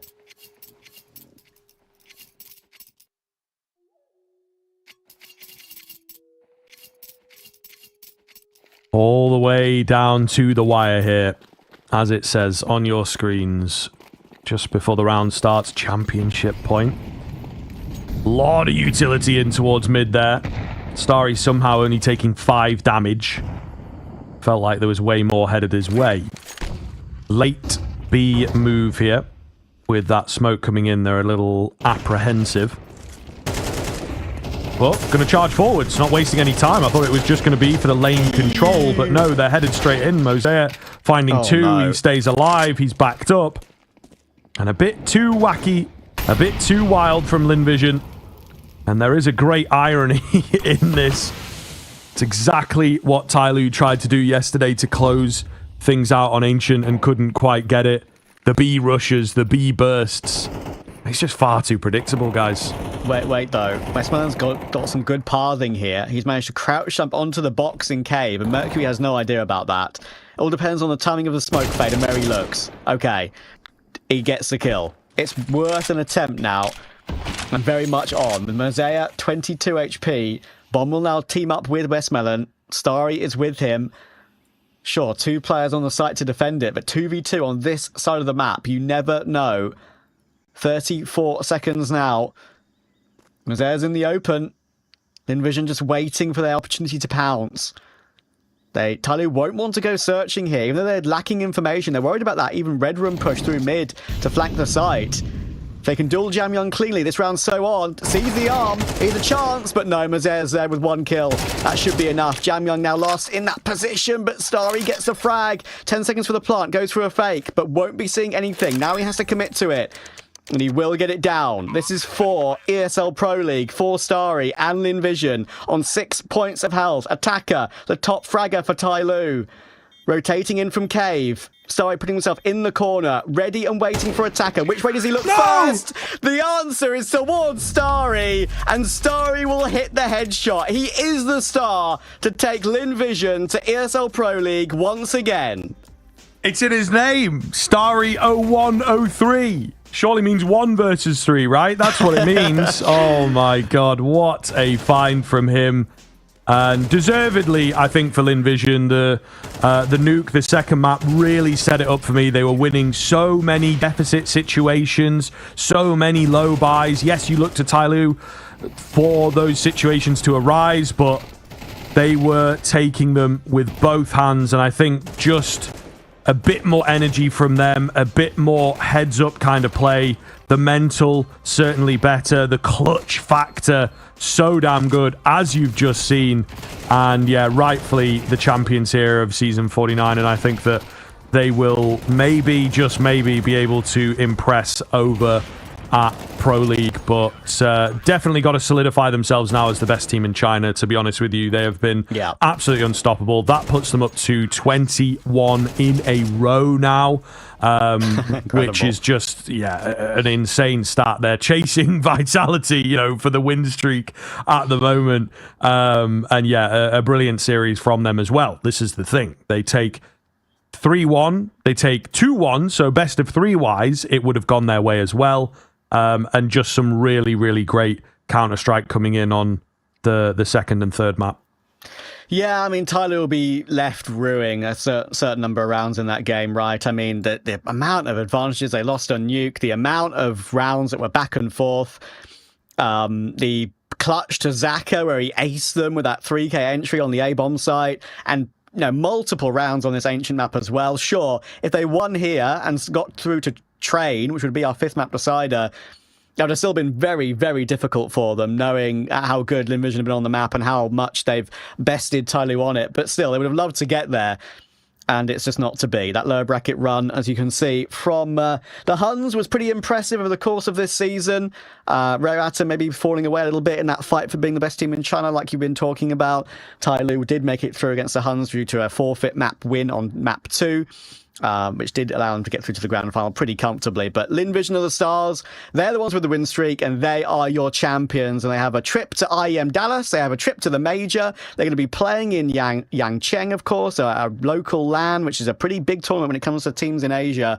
And they'll be playing at ESL Pro League now later on in the year. Hugely impressive. Yeah, really, really well done from them. And they shut down a lot of the conversation.